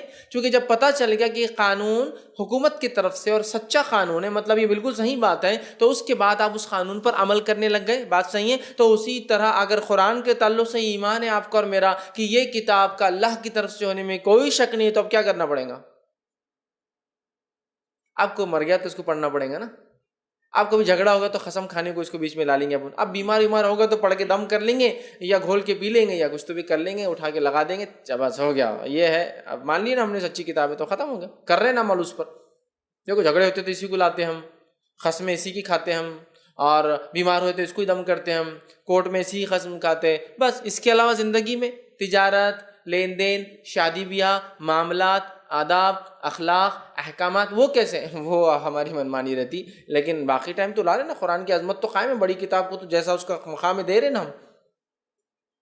جب ہم کو یہ بات پتہ چل گئی، ایمان ہے یہ کہ یہ کتاب اللہ کی طرف سے ہے، اور جب وہ مثال میری سمجھ گئے، ایک قانون پتہ چل گیا وہ حکومت کی طرف سے، تو کیا کرتے ہیں؟ نافذ کر لیتے ہیں نا۔ تو میرا یہ سوال ہے، ہم کو جب پتہ چل گیا ہمارے رب نے اس کتاب کی ابتدا میں دوسرے نمبر کے چیپٹر کی پہلی نمبر کی آیت میں کہہ دیا ذالک الکتاب لا ریب فیہ، یہ کتاب اللہ کی طرف سے کوئی ڈاؤٹ نہیں ہے، اس کتاب کے اندر کوئی ڈاؤٹ شک شبہ نہیں ہے، تو پھر اب کیا کرنا ہے ہم کو؟ پڑھنا ہے اور پڑھنا ہے اور پڑھنا ہے، اور سمجھنے کا بولے تو پھر جنگ شروع کر دینا، جھگڑا اور مارا۔ سمجھیں گے کیسے ہم اتنی بڑی کتاب کو؟ صرف پڑھنا ہے ہم کو۔ تو پھر ہدایت کیسے حاصل کرو گے جب تک سمجھو گے نہیں؟ ہاں جن کی زبان عربی ہے تو ان کو تو پڑھنا ہی کافی ہو جاتا ہے، لیکن جن کی زبان عربی نہیں ہے ان کو سمجھنا بھی پڑے گا اس کو۔ تو کب سمجھو گے اس کتاب کو؟ نہیں ابھی تو بہت بڑی کتاب ہے، ہم نہیں سمجھ سکتے۔ اور اللہ رحم کرے، قرآن کیا کرا ہے؟ ھدی للمتقین، ہدایت ہے متقین کے لیے، ہے نا، تقوی والوں کے لیے۔ اور اس کے خلاف کیا کیا ہوتا ہے؟ ایک چھوٹا سا واقعہ سناتا ہوں۔ ایک صاحب ایک مرتبہ جو ہے، ہم لوگ فجر کے، جب میں اسٹوڈنٹ تھا، فجر کے بعد ایک ہاسٹل میں جو ہے اسٹڈیز کے لیے میں وہاں جایا کرتا تھا، تو جہاں فجر کے بعد ہم لوگ ہاسٹل میں سارے بچوں کو جو قرآن سننا چاہتے اس کا ترجمہ کرتے تھے، قرآن پڑھتے تھے۔ تو وہاں کچھ بچے تھے، وہ ہم ان کو حالانکہ کبھی نہیں بلاتے تھے پڑھنے کے لیے، چونکہ ہم جانتے تھے وہ اس کی قائل نہیں کہ قرآن پڑھا سمجھا جائے، لیکن ان کو تکلیف ہوتی تھی، دور سے تکلیف ہوتی تھی، پیٹ میں درد۔ کہ یہ قرآن پڑھ رہے، یہ قرآن پڑھ رہے، تو انہوں نے جا کر علاقے کے ایک مفتی صاحب سے کہہ دیا کہ بچے قرآن پڑھتے ہیں۔ حالانکہ قرآن وہ پڑھتے تھے اور وہ ترجمہ پڑھتے تھے جس سے وہ بھی متفق تھے، وہ عالم، ایسا کچھ نہیں کہ ان کے خلاف۔ بہرحال انہوں نے بلا دیا اور وہ عالم صاحب نے اور مفتی صاحب نے ان سے کہا ان بچوں سے کہہ دو قرآن پڑھنا بالکل چھوڑ دو اور ایک کتاب، یہ کتاب پڑھو، نام بھی دے دی بھائی، یہ کتاب پڑھ لو، وہ نہیں پڑھنا۔ کیوں؟ تو وہ کتاب سے آپ گمراہ بھی ہو سکتے قرآن سے، اور دلیل بھی دی تھی انہوں نے، معلوم آپ کو دلیل بھی دی قرآن سے، دلیل قرآن سورہ بقرہ آیت نمبر 38 یضل بہ کثیرا، بولے دیکھو قرآن کی آیت یضل بہ کثیرا، اللہ اس سے بہت سارے لوگوں کو گمراہی دیتا ہے، یہ آیت بھی دے کر بھیجی۔ اب ہم تو ایک اسٹوڈنٹ تھے، تجسس والا ذہن تھا، ہم نے کہا بتاؤ بتاؤ بتاؤ بتاؤ کہاں ہے آیت؟ انہوں نے لے کر بولے دیکھو یضل بہ کثیرا، ارے صحیح بات یار یہ ہے۔ اب وہ آیت کو جب پوری پڑھے ہم نے تو یضل بہ کثیرا، خالی وہ دو الفاظ تھے جو بیچ میں تھے، آگے کیا مانو آپ کو؟ یضل بہ کثیرا ویہدی بہ کثیرا، ہم اس سے کئیوں کو گمراہی دیتے اور کئیوں کو ہدایت دیتے ہیں۔ میں نے کہا آگے تو یہ لکھا ہوا ہے، تو بولے یہی تو تمہاری گمراہی ہے کہ تم خود سے سمجھ رہے۔ میں نے کہا ترجمہ پڑھ رہے، ہم کو تو کہاں سمجھتی عربی۔ تو اللہ کے کلام سے دور رکھنے کے لیے میں کہتا ہوں کوئی یہود و نصارہ آپ کے خلاف چال نہیں چل رہے ہیں، سازش نہیں رچ رہے ہیں، آپ ہی میں کے لوگ ہیں جو آپ کو اس کلام سے دور رکھنا چاہتے ہیں۔ ہم ہی میں سے کچھ لوگ ہیں جو ہم کو اس کلام سے دور رکھنا چاہتے ہیں، اور دلیل کیا ہے؟ بہت بڑی کتاب، بھٹک جائیں گے۔ تو میں ایک سوال کرتا ہوں آپ سے، کوئی اسکول اور کوئی کالج کے اگر ٹیچرز یا مینجمنٹ اس کالج یا اس طالب علم اسٹوڈنٹ کے کیلیبر سے زیادہ کا سلیبس ڈیزائن کرے تو آپ کیا کہیں گے اس اسکول والوں کو اور مینجمنٹ کو؟ اگر ایک KG کے بچے کو انجینئرنگ کا سلیبس کو پڑھاتا ہے اسکول والا تو آپ لوگ کیا کہیں گے ان لوگوں کو؟ بتائیے کیا کہیں گے؟ کیا کالج ہے زبردست، بچے کو جاتے انجینئرنگ کا پڑھا دے رہے، تو بچہ تو کبھی پڑھیں گا ہی نہیں آپ کا، کیا کریں گے؟ آپ بولیں گے کیسے احمق لوگ ہیں، تم کو اتنا نہیں سمجھتا چھوٹے بچوں کو کیا پڑھانا چاہیے، ہے نا؟ یہی کہیں گے نا آپ لوگ۔ تو گویا آپ کی عقل یہ بتا رہی ہے کہ ایک بچے کو یہ سلیبس نہیں دینا چاہیے۔ تو نعوذ باللہ اگر تم کہتے ہو قرآن پڑھ کے کوئی ہم لوگ نہیں سمجھ سکتے، تو نعوذ باللہ تم اللہ پر الزام لگاتے ہو کہ اللہ نے ایک ایسی کتاب دے دی جو ہم سمجھ ہی نہیں سکتے۔ تو سوال یہ دی کیوں؟ پھر سوال یہ ہے دی کیوں جس کتاب کو ہم سمجھ نہیں سکتے؟ نبی اکرم صلی اللہ علیہ وسلم کے زمانے میں عرب جاہل تھے، جڈ تھے، گوانڈ تھے، بچیوں کو زندہ دفن کر دیتے تھے، اپنی جیسا کسی شخص کی انتقال کے بعد اس کی بیویوں کا نکاح اس کے بیٹوں سے کر دیا جاتا تاکہ وراثت تقسیم نہ ہو، معلوم سوتیلی ماؤں کا نکاح سوتیلے بچوں سے کر دیا جاتا تاکہ وراثت نہیں تقسیم ہونا۔ وہ جہالت و گمراہی میں حرام حلال کی کوئی تمیز نہیں، عورتوں کو استعمال کی چیز سمجھا جاتا تھا۔ اس دور میں ایک نبی آیا اور اس پر ایک کلام اترا جس کلام کو پڑھ کر ان کی زندگیاں بدل گئی۔ تو وہ لوگ تو سمجھ سکتے ہیں جو دنیا کے سب سے جنگلی، جڈ اور جاہل تھے، لیکن ہم نہیں سمجھ سکتے۔ ماں پیٹ سے مسلمان ہو، ہم نہیں سمجھ سکتے۔ اور یہی لوگ ہوتے جو قصے بھی سناتے ہیں۔ ایک صاحب بولنے لگے یضل بہ کثیرا، یہ نا یہی مفتی صاحب ایک دن بیان دے رہے ہیں، کیا بیان دے رہے ہیں؟ ایک کٹر یہودی بیان دیکھیے آپ، کٹر یہودی اسلام کے خلاف، مسلمانوں کے خلاف، اس کا ایجنٹ، اس کا ایجنٹ، یہ وہ، اور ایک دن اس کے ہاتھ میں قرآن کا ایک نسخہ لگ گیا، اس نے قرآن کو پڑھا اور اللہ نے اسے ہدایت دے دی۔ اوہ، ایک بیان نے بولے ایک غیر مسلم تھا، کٹر تھا، یہ تھا، خونی تھا، مسلمانوں کا فلاں فساد میں خون کیا، یہ کیا، پھر ایک دن قرآن پڑھا اور مسلمان ہو گئے۔ اب ہم پریشان ہو گئے، ایک طرف ہم قرآن پڑھ رہے فجر کے بعد تو مفتی صاحب بڑے یضل بہ کثیرا آیت دے کے بھیج رہے ہمارے پاس، دوسری طرف قصے تو سنا رہے ہیں کہ کٹر یہودی مسلمان ہوا۔ اب ان کے اصول کے مطابق کٹر یہودی کیا بن جانا چاہیے تھا؟ اور کٹر یہودی تو قرآن پڑھ کے اس نے ڈبل گمراہ ہو جانا چاہیے تھا نا۔ ہم قرآن پڑھ رہے ہیں مسلمان، تو ہم کیا ہو رہے ہیں؟ یضل بہ کثیرا، گمراہ ہو جا رہے ہیں ان کے مطابق۔ تو ایک یہودی نے قرآن پڑھا تو کیا ہو گیا؟ اور کٹر یہودی بن گیا، چونکہ گمراہی بڑھ گئی نا اس کی۔ ایک غیر مسلم نے قرآن پڑھا اور کٹر غیر مسلم بن گیا، چونکہ اسے گمراہی بڑھ گئی۔ وہ کٹر تو اسلام میں آ رہے اور ہم اسلام سے باہر چلے جا رہے ہیں پڑھ کر۔ وہ کٹر یہودی اسلام میں آ گیا، ہم ماں پیٹ سے مسلمان اسلام سے باہر چلے جا رہے ہیں، یضل بہ کثیرا، اس سے گمراہ ہو جا رہے ہیں، اور وہ اسلام میں آ رہے ہیں۔ بعد میں ایک دن بات ہوئی تو ہم نے کہا آپ نے تو ایک قصہ سنایا تھا، یہ اللہ نے اس کو ہدایت کی روشنی دے دی۔ بولے تو ہم کو کیوں گمراہی کی روشنی دے رہا اللہ؟ جب اس کو دے رہا تو ہم جب پڑھ رہے تو ہم تو یہ نیت سے پڑھ رہے ہیں اللہ ہدایت دے، تو تم یہ کیوں بولے یضل بہ؟ نہیں مانے آخر تک، وہی ایک دم جٹ رویہ، یضل بہ کثیرا، یہی ہے، تم کو کیا سمجھتا کہاں خیرت رکتی، کہاں، اب ہم کو گھما رہے ہو، کہاں خیرت رکتی، سوات سلے اور توئیں اور یہ آیت یہ اور وہ۔ میں نے کہا اتنے فلسفے ہم کو نہیں سمجھ رہے، ہم کو سادی بات سمجھ رہی، وَيَهْدِهِ بِهِ كَثِيرًا۔ اور اللہ نے آگے فرمایا اور اللہ گمراہ نہیں کرتا وہ آیت کا آگے کا حصہ ہے، اللہ گمراہ نہیں کرتا سوائے فاسقوں کے۔ آیت کا حصہ بھی تو کس طرح سے اللہ کی آیتوں سے کھلواڑ ہو رہا ہے۔ تو میں کہوں گا ہمیں بہت سخت ضرورت ہے آج کے دور میں اللہ کی کتاب سے وہ تعلق جوڑنے کی جیسا تعلق جوڑنے کا حق ہے، بنا کسی کے شر بہکاوے میں آئے کہ آپ پڑھیے اللہ کے کلام کو پڑھیے، اس لیے کہ اللہ کا کلام برائیوں کی، بدعقیدیوں کی، کفر کی، نفاق کی اور ہر قسم کی دنیاوی فتنے اور فساد کی جڑوں کو اور پرتوں کو کھول کھول کھول کھول کے رکھ دیتا ہے آپ کے سامنے۔ ایوری تھنگ کلیئر ہو جاتی ہے، اور کچھ لوگ اپنی چودراہٹ کو چھوڑنا نہیں چاہتے، یاد رکھیے ان کی چودراہٹ قائم رہے کہہ کر وہ آپ کو حق تک جانے ہی نہیں دیتے ہیں۔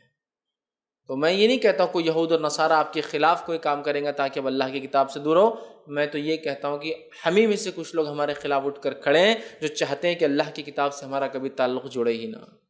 ان کے اقوال سنیے، وہ کہتے ہیں اللہ قرآن پڑھنے سے گمراہ ہو جاتے ہیں۔ سبحان اللہ، یہ کہنے سے پہلے ہزار ہزار ہزار ہزار لاکھ مرتبہ سوچ لینا چاہیے کہ میں کیا کہہ رہا ہوں۔ جس کتاب کی ابتدا کی 90 آیت کہہ رہی ہے ہدی للمتقین، سورہ فاتحہ کی 7 آیتیں، سورہ بقرہ کی پہلی آیت ختم ہوگی، وہ 8ویں آیت، اور یہ 90 آیتیں قرآن کی ٹوٹل ہدی للمتقین، اور میں کہہ رہا ہوں اس کو پڑھنے سے گمراہ ہوتے ہیں۔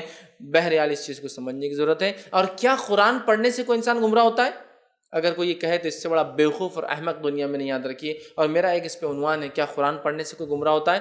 ضرور جو ہے نیٹ پر موجود ہے، اس کو آپ دیکھیے۔ تو اللہ نے کہا ہدی للمتقین، ہدایت ہے سیدھے راستے پہ چلنے والوں کے لیے، یہی طریقہ کار ہے، اور حدیث میں بھی اس کی وضاحت ہو گئی۔ اب آئیے وہ لوگ جو متقی ہیں، تقوی والے ہیں، ان کی صفت کیا ہے، وہ کیا کیریکٹرسٹکس کی حامل ہے جس کی وجہ سے ان کا رب جو ہے ہدایت دیتا ہے۔ وہ کیریکٹرسٹکس کا پہلی صفت یہ الذین یؤمنون بالغیب ویقیمون الصلاۃ ومما رزقناہم ینفقون۔ پہلی صفت ہدایت یافتہ لوگوں کی یہ ہے کہ الذین یؤمنون بالغیب، وہ ایمان لاتے ہیں غیب پر، وَيُقِيمُونَ الصَّلَاةَ، اور نماز قائم کرتے ہوئے مِمَّا رَزَقْنَاهُمْ يُنْفِقُونَ، جو اللہ نے عطا کیا نعمتیں، ان نعمتوں کو، اس رزق کو، اس پیسے کو، اس مال دولت کو اللہ کی راہ میں خرچ کرتے ہیں۔ یہ پہلی 3 صفتیں آیت نمبر 3 کے اندر بتائی جا رہی ہیں، اور یہ ہدایت یافتہ لوگوں کی پرماننٹ صفتیں، یاد رکھیے۔ اس لیے کہ قرآن کا ایک اسلوب اور طریقہ کار ہے، جب بات کرتا ہے جنت کی تو جنتیوں کی صفت بتا دیتا ہے، جب بات کرتا ہے جہنم کی تو جہنمیوں کی صفت بتا دیتا ہے، جب بات کرتا ہے تقوی کی تو متقین کی صفت بتا دیتا ہے، جب بات کرتا ہے شہداء اور صالحین کی ان کا طریقہ بتا دیتا ہے، جب بھی بات کرتا ہے جہنم کی تو جنت کا بھی تذکرہ کر دیتا ہے، اور جب بھی بات کرتا ہے جنت کا تو جہنم کو بھی تذکرہ کرتا ہے، جب کفر کی بات کرتا ہے تو پھر ایمان والوں کا بھی تذکرہ کرتا ہے۔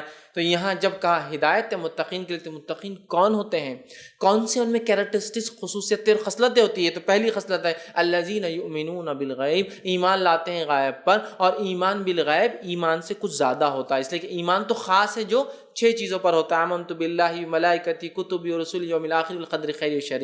ایمان اللہ پر، فرشتوں پر، کتابوں پر اور نبیوں پر اور آخرت کے دن پر اور تقدیر پر، یہ 6 ہیں۔ لیکن ایمان بالغیب اس سے زائد ہے۔ ایمان بالغیب میں یہ 6 چیزوں کے علاوہ کہ اللہ پر ایمان، فرشتوں پر ایمان، نبیوں پر ایمان، کتابوں پر ایمان، چونکہ غیب کا معنی ہوتا ہے وہ چیزیں جس کو ہم دیکھ نہیں سکتے یا حس احساس نہیں کر سکتے، نہ آنکھ دیکھ سکتی، نہ کان سمجھ سکتے، نہ ہاتھ چھونے سے اس کو سینس کر سکتے۔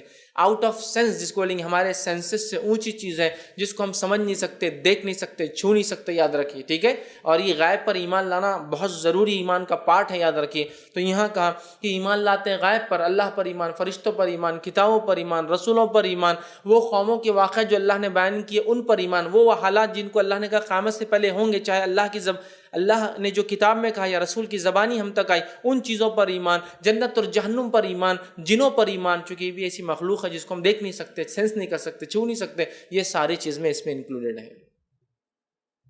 اب آپ کہیں گے یا کچھ لوگ یہ کہہ سکتے ہیں ارے ایمان بالغیب تو اندھ وشواس ہے، دیکھ نہیں سکتے، چھو نہیں سکتے، سمجھ، یہ کہ اندھ وشواس ہے۔ اندھ وشواس سمجھتے ہیں نا، بلائنڈ فیتھ، تو یہ اندھ وشواس نہیں ہے۔ میں اس کو ایکسپلین کرتا ہوں۔ بہت ساری چیزیں دنیا میں ایسی ہے جو ڈائریکٹلی نہیں سمجھی جا سکتی، اس کے سمٹم سے اس کو سمجھنا پڑتا ہے، آس پاس کے آثار سے اس چیز کو سمجھنا پڑتا ہے۔ سمجھ رہے ہیں بات کو؟ جیسے کہ آپ سفر پہ نکلے، راستے میں ایک جگہ جا کر آپ رکے، اور جہاں آپ کھانے کو رکے وہاں پہلے سے کچھ برتن پڑے ہوئے ہیں، مطلب وہ جو یوز اینڈ تھرو والے ہیں، کچھ چیزیں اور خالی بوٹلیں اور کینس پڑے ہوئے ہیں، ایک آنکھ جو جلی ہوئی تھی کسی زمانے، لکڑیاں بجھی اور کوئلے، تو آپ کیا سمجھ جاتے ہیں اسے؟ بولی، اس سے پہلے یہاں کسی نے پڑاؤ ڈالا تھا اور اس نے بھی کچھ کھایا تھا یا بنایا تھا، ہوتا ہے نا؟ تو آپ کو کیسے پتا چلا کہ پہلے کچھ لوگ آئے تھے، انہوں نے کھایا تھا اور پیا تھا؟ کیسے پتا چلا؟ وہ چیزوں سے جو چیزوں کو آپ وہاں دیکھ رہے ہیں ان علامتوں نے بتا دیا کوئی آیا تھا. سمجھ رہے آپ بات کو؟ تو ایسی بہت ساری دنیا میں چیزیں ہیں جو علامتیں بتا دیتی ہے کہ یہ چیز ہے، وہ چیز کو آپ دیکھ نہیں سکتے. سمجھ رہے ہیں؟ وہ اندھ وشواس نہیں ہے، وہ بلائنڈ فیتھ نہیں ہے، چونکہ اس سے ریلیٹڈ چیزیں ہوتی ہیں. سمجھ رہے ہیں؟ مثال کے طور پر کائنات وجود میں ہے تو اس کا کوئی بنانے والا ہے، جبھی تو کائنات وجود میں اور چلتی ہے. کوئی گھر بنا ہوا ہے تو اس کا کوئی بنانے والا ہے، اس کا کوئی مالک ہے. اسی طرح اگر کائنات ہے، انسان ہے، چرند پرند ہے، سب کچھ نظام سسٹم چلتا ہے، اس کا مطلب کوئی نہ کوئی اس کو بنانے والا اور چلانے والا موجود ہے. تو علامتوں سے ہم پہچانتے ہیں. تو ایمان بالغیب وہی ہے. اس میں سے بہت ساری چیزوں کو ہم دیکھ نہیں سکتے، چھو نہیں سکتے، لیکن وہ چیزوں کی علامت بتاتی ہے کہ وہ چیز بیک گراؤنڈ میں چل رہی ہے. جیسا دنیا میں کوئی کہا نہیں میں جب تک کوئی چیز کو چھوتا نہیں میں مانتا ہی نہیں، آئی ڈونٹ بلیو، دیکھتا نہیں جب تک میں. ویری گڈ، چلیے آگے چلتے ہیں. دنیا میں کہ ہر چیز کا کہاں، ہر چیز کا میرا معاملہ ایسے ہی ہوتا ہے، دیکھا نہیں تو مانتا نہیں. میں مثال دیتا ہوں. گاڑی پہ بیٹھ کر آئے، او بہت اچھی گاڑی ماشاء اللہ، کتنے سی سی کی ہے؟ میری گاڑی 300 سی سی کی. کبھی چیک کیے نکال کے انجن میں پانی بھر کے سی سی برابر ہے کیا 300؟ نہیں، چیک تو نہیں کیے. پھر اب تم تو اتنے لاجیکل ہے اور ریشنل بلیف ہے، دیکھے نہیں، چھوئے نہیں، سب مانتے نہیں تم، تو پھر کیسے کیا مان لیے؟ وہ بجاج نے بولی تو ہوں گا ہی. تو کیا بجاج کا اعتماد آپ کو مجبور کر رہا ہے کہ اس چیز کو مان لیں؟ نہیں، آپ تو ریشنل ہے نا. آپ بولتے جب تک کوئی چیز دیکھا نہیں، چھوانی میں تو مانتا ہی نہیں. تو پھر کیا آپ نے دیکھا کبھی؟ نہیں دیکھا. میری گاڑی 4 اسٹروک ہے، 2 اسٹروک ہے. اچھا کبھی دیکھے گا اپنے گاڑی میں انجن آپ کا پسٹن 2 اسٹروک لگاتا ہے، 4 اسٹروک لگاتا ہے، کیسے چلتے ہو؟ نہیں دیکھے تو نہیں ہم نے. پھر کیسا مانتے نہیں؟ وہ کمپنی بول رہی نا. اچھا کمپنی پہ اعتماد آپ کو مجبور کر رہا ہے اس چیز کی ماننے پہ کہ وہ 2 اسٹروک یا 4 اسٹروک کی گاڑی آپ کی ہے. بات برابر ہے نا؟ علامتیں کبھی کبھار حقیقت آپ نے نہیں دیکھی اس کی، لیکن پھر بھی آپ مانتے ہیں. تو ہم بھی یہ کہتے ہیں اللہ رب العزت اپنے ایک نبی کو بھیجتا ہے. وہ نبی آپ کے ہمیں غائب کی باتیں بتاتا ہے جو چیز کو ہم کبھی دیکھ نہیں اور سمجھ نہیں سکتے، لیکن وہ نبی سچا ہوتا ہے. جب اس کی تصدیق ہم کر لیتے ہیں تو اس کی لائی ہر بات پر ہم ایمان لاتے ہیں. سمجھ رہے ہیں آپ بات کو؟ تو ایمان بالغیب اندھ وشواس نہیں. ایمان بالغیب ایک ایسا عقیدہ ہے جو علامتوں پر، مطلب اس کے اطراف کی علامتیں بتاتی یہ چیز ہے، اور دنیا میں ہر چیز کو دیکھے اور چھوئے بغیر ہم مانتے ہیں. ایسا کوئی آدمی میرے کو آج تک نہیں ملا کہ ہر چیز کا ہے کہ میں چھوئے اور دیکھے بغیر نہیں مانتا. تو پھر بتاؤ وہ انسان نے اپنی گاڑی کو بھی چیک کیا 2 اسٹروک ہے 4 اسٹروک ہے؟ مجھے بہت آج بخار ہے، میں نہیں مانتا تم کو بخار ہے. ارے نہیں میرے کو بہت بخار ہے، میں نہیں مانتا بخار ہے. کیوں نہیں مانتے؟ کبھی بخار کو دیکھا؟ نہیں، بخار کو دیکھا تو نہیں کسی نے. کبھی چھوا تم نے بخار آ کے ملا تم سے بولا میں بخار ہوں؟ نہیں، وہ بھی کبھی نہیں ہوا. پھر کیسے معلوم؟ نہیں وہ آنکھ گرم ہو گیا. علامت نے بتائی بخار ہے، آپ نے بخار کو کبھی دیکھا نہیں. علامت سمجھتے آپ؟ علامتیں ہوتی ہے جو آپ کو بتاتی ایک چیز ہے. بینک میں اکاؤنٹ ہے آپ کا؟ میرے 10 اکاؤنٹ ہے. اچھا کبھی بینک مینیجر کا میرا اکاؤنٹ بتاؤ، بولا کہاں ہے؟ ارے بولیں گے بھیا کو اکاؤنٹ بولتے اور رہتا کچھ بھی نہیں. میرے کو بتاؤ میرا پیسہ کہاں رکھتے ہو؟ ڈبہ کہاں ہے اکاؤنٹ؟ مجھ میں تو پیسہ ڈالتے اور نکالتے میرے نام سے. ارے کچھ بھی نہیں رہتا بھائی، وہ خالی بولتے اکاؤنٹ لیکن رہتا کچھ نہیں. سب کا پیسہ ایک جگہ رہتا، خالی وہ پاس بک پہ جو انٹری رہتی نا اس کے حساب سے پیسہ آتا اور جاتا، لیکن ایسا کوئی اندر ڈبہ نہیں رہتا تمہارے نام کا ڈبہ اس میں ڈال دیے فیض صاحب کا اکاؤنٹ بند ہو گیا، اب کل آئیں گے تو اس میں سے نکال کے دے دیں گے، اس میں ڈالیں گے. ایسا سچ کوئی چیز نہیں ہوتی، لیکن بولتے اس کو ایسا. سمجھ رہے آپ مانتے ہیں کہ تو آپ کی چیک بک اور پاس بک میں جو چیز لکھی ہوئی چیک بک جب دیتے اتنا پیسہ مل جاتا مطلب اکاؤنٹ ہے آپ کا. میں ایکچولی اکاؤنٹ جیسی کوئی چیز ہوتی نہیں ہے. سب پیسہ ایک جگہ جمع ہوتا ہے، ایک ساتھ نکلتا آتا اور جاتا. تو یہ چیز یاد رکھیں. تو ایمان لاتے پہلا کیا ہے؟ غائب پر. ٹھیک ہے. الذین یؤمنون بالغیب ویقیمون الصلاۃ، اور نماز قائم کرتے ہیں. مومنوں کی اور متقین کی صفت کیا کرتے ہیں؟ وہ نماز قائم کرتے ہیں. یقیمون الصلاۃ، نماز قائم کرنے کا معنی یہ نمازوں کا اول وقت میں پڑھتے ہیں، باجماعت پڑھتے ہیں، سنت کے مطابق پڑھتے ہیں. ٹھیک ہے، یہ ساری چیزیں انکلوڈ ہے اس کے اندر. ٹھیک ہے، جیسا سنت میں ہمارا مکمل چیزیں. ٹھیک ہے، تو یہ نماز قائم کرنا. ٹھیک، نماز پڑھنا ایک چیز ہے، قائم کرنا شروعات سے خاتمے تک آئیں گا. مسجد میں جا کر پڑھتے ہیں، جماعت سے پڑھتے ہیں، اول وقت میں پڑھتے ہیں، سنت کے مطابق پڑھتے ہیں، جو وقت بتایا گیا ان وقتوں پر پڑھتے ہیں. یہ ساری چیز اس میں آتی ہے. تو مومن کی صفت وہ نماز قائم کرتا ہے ایمان لانے کے بعد. دوسری اہم چیز جو انسان کو کرنا ہے وہ کیا ہے؟ نماز کو قائم کرنا. یاد رکھیے. اب کتنے لوگ ہم میں سے ایسے جو نماز قائم کر رہے ایمان لانے کے بعد؟ فیصد کے اعتبار سے ہم دیکھا جائے تو میں سمجھتا ہوں 5 سے 10% مسلمان ہیں جو نماز کو قائم کرتے ہیں ایمان لانے کے بعد، جیسا اس کا حق ہے. یاد رکھیے. کوئی 1 ٹائم کو، 2 ٹائم کو، 3 ٹائم کو، 4 ٹائم کو، 5 ٹائم والا ہے، ایسا سسٹم ہے ہمارے پاس. جبکہ یہاں دوسری صفت ہے ہدایت یافتہ لوگوں کی، وہ یقیمون الصلاۃ، ایمان کے بعد دوسرا کام، ایمان بالغیب کیا دوسرا کام کیا کرتے؟ نماز قائم کرتے۔ یہ بڑی عظیم عبادت ہے، اور اتنی عظیم عبادت ہے کہ ساری عبادتوں کا تعلق چاند سے ہے نا، مطلب چاند سے اس کی گنتی ہوتی ہے، اور نماز ایک ایسی مختلف عبادت ہے، اس کا حساب سورج سے ہوتا ہے۔ ساری عبادتیں اللہ نے بھیجی، توحید زمین پر آئی، روزہ زمین پر آیا، حج زمین پر آیا، زکوٰۃ کا حکم زمین پر آیا، نماز بلا کر دی گئی۔ ڈفرینشیٹ کر رہا ہوں میں سر، روزہ رکھو، آسمان سے حکم آ گیا، صحابہ نے روزہ چالو کر دیا، آسمان سے حکم آیا حج کرو، حج چالو کر دیا، توحید پر رہو، توحید پر عمل کر دیا، نماز کے لیے بلایا گیا۔ لیکن زکوٰۃ چاند کے حساب سے دیتے ہیں آپ، 355 دن ہو گئے 1 ایئر، زکوٰۃ دینا ہے آپ کو۔ حج چاند کے حساب سے کرتے ہیں آپ کی، چاند دیکھنا، اتنے مہینے گزرنے کے بعد ذی الحجہ آئیں گا، ذی الحجہ کے اندر 8 تاریخ آئیں گی، سمجھ آپ، تو حج چالو ہوتا ہے آپ کا چاند سے۔ لیکن نماز کا معاملہ سورج سے، سورج نکلنے سے پہلے، سورج بیچ میں سے نکلنے جانے کے بعد، سورج ڈھلنے سے پہلے، سورج ڈھلنے کے بعد، ہے نا، اس کا تعلق سورج سے۔ تو یہ ایک بہت عظیم عبادت ہے، اس لیے اللہ رب العزت نے اس میں بہت فرق رکھا دوسری باتوں کے مقابلے میں، اور سب سے افضل اس کا جو کہیں سب سے بڑی فضیلت یہ ہے کہ ساری عبادتیں بھیجی گئی، یہ واحد عبادت جس کو بلا کر دیا گیا۔ ہر چیز زمین پر آئی، ہر احکام زمین پر آیا آسمان کے اوپر، صرف نماز تھی جو بلا کر دی گئی۔ اس سے اس کی اہمیت، فضیلت کا پتہ چلتا ہے اندر کی۔ تو نماز ہم قائم کریں، وَمِمَّا رَزَقْنَاهُمْ يُنْفِقُونَ، اور اللہ نے جو رزق دیا اس میں سے وہ خرچ کرتے۔ کون خرچ کرتے ہیں؟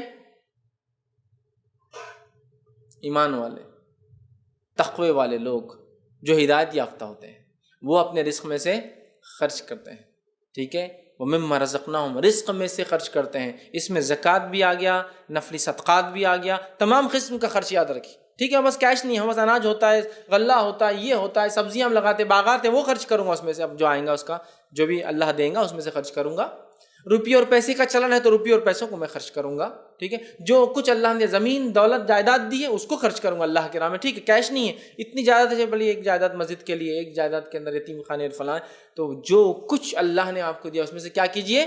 خرچ کیجئے، تبھی آپ متقین رہیں گے اور مومن رہیں گے اور ہدایت یافتہ رہیں گے۔ اس لیے کہ خرچ کرنا انسان میں ایسی اچھی صفتیں ڈالتا ہے، یاد رکھیں اچھی خصال پیدا کرتا ہے جو جمع کرنے سے نہیں پیدا ہوتی۔ حالت یہ ہے مومن آج خرچ کرنا چھوڑ کر، جو لوگ ایمان ہونے والا دعویٰ کرتے ہیں، دوسروں کی زمین دولت جائیداد مال روپیہ پیسہ اس کو ہڑپ رہے ہیں۔ یہاں مومن دینے والا ہے اور وہاں ہم لوٹ اور کھسوٹ رہے ہیں، اور پھر ایمان والے ہیں، پھر تقوی والے ہیں۔ جو آدمی صدقات اور خیرات کا عادی ہے وہ کیا دوسروں کا کچھ لے سکتا ہے لوٹ مار کر کے؟ نہیں، ہے نا۔ تو گویا دینے والی صفت آ جائے تو بہت ساری صفتیں برائیاں خود نکل جاتی۔ چوری چکاری کرنے والا ایمان والا کیسا ہوگا؟ اس لیے کہ دینے والا ایمان والا تھا، جو اللہ نے دیا اس میں سے خرچ کرتے ہیں۔ عادت ڈال لیجیے جو کچھ اللہ نے آپ کو دیا اس میں سے خرچ کرنے کی، جو کچھ دیا ہے، نہیں میں کروڑ پتی بنوں گا نا تو بہت خرچ کروں گا، وہ جب دیکھا جائے گا۔ ابھی کیا ہے اس میں کیا خرچ کرتے ہو وہ اصل ہے، کیا ابھی ہے اس میں سے کیا دیتے ہو یہ اصل خرچ مانا جائے گا۔ کیا اللہ دیں گا اس میں سے کیا کرو گے، سب فیوچر کی باتیں ہوں گا تو ٹھیک، نہ ہو تو کوئی بات نہیں۔ سمجھ رہے آپ میری بات کو، میں جو کہنا چاہ رہا ہوں؟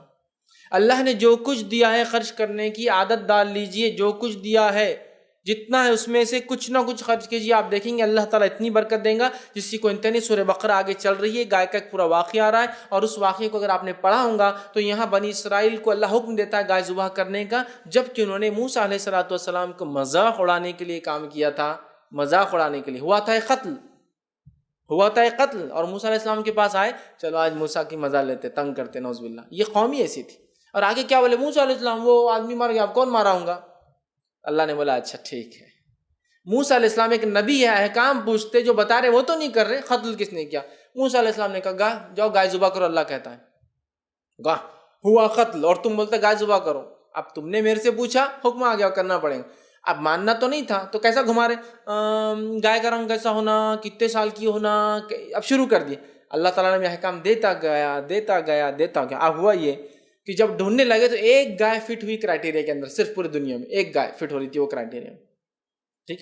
اور یہ یہود و نصارہ کا معمولی رہا انبیاؤں کو تنگ کرنا۔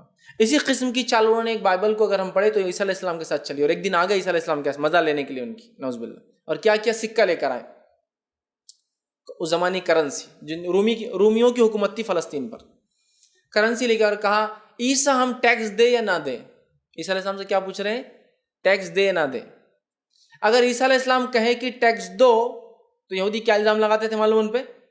اور یہ تو رومیوں کا جو آدمی دکھ رہا، یہ بولتا ہے کہ رومیوں کو ٹیکس دو، جبکہ رومی کافر تھے نا، یہودی مسلمان تھے اس زمانے کے. تو عیسیٰ علیہ السلام پھنسے. اگر عیسیٰ علیہ السلام کہتے ٹیکس مت دو تو یہ کیا کرتے تھے معلوم آپ کو؟ جا کے حکومت کو بولتے تھے عیسیٰ بہکا رہا تمہاری حکومت کے خلاف، بولا ٹیکس مت دو، چیت میں جیتا اور پٹ تو ہارا. Heads I win tail you lose. دونوں طرف سے ان کا فائدہ. عیسیٰ علیہ السلام بھی یہودی تھے، لیکن اگر یہودی ہے اور وہ چال چلتے تو عیسیٰ علیہ السلام بھی تو یہودی تھے. عیسیٰ علیہ السلام نے کہا اچھا میرے سے سکے کے بارے میں پوچھتے ہو، جو میں کہتا ہوں جس کی تصویر ہے اس کو واپس لوٹا دو. تو میں بولتا ہی نہیں ہوں کہ دو یا نہ دو، میں کہہ رہا ہوں سکے میں جس کی تصویر ہے اس کو واپس کر دو نا، تم کہیں کو لے گھوم رہے اس کا سکہ. خاموش والا جواب بولتے ہیں. تو یہودی نے یہی چال چلی.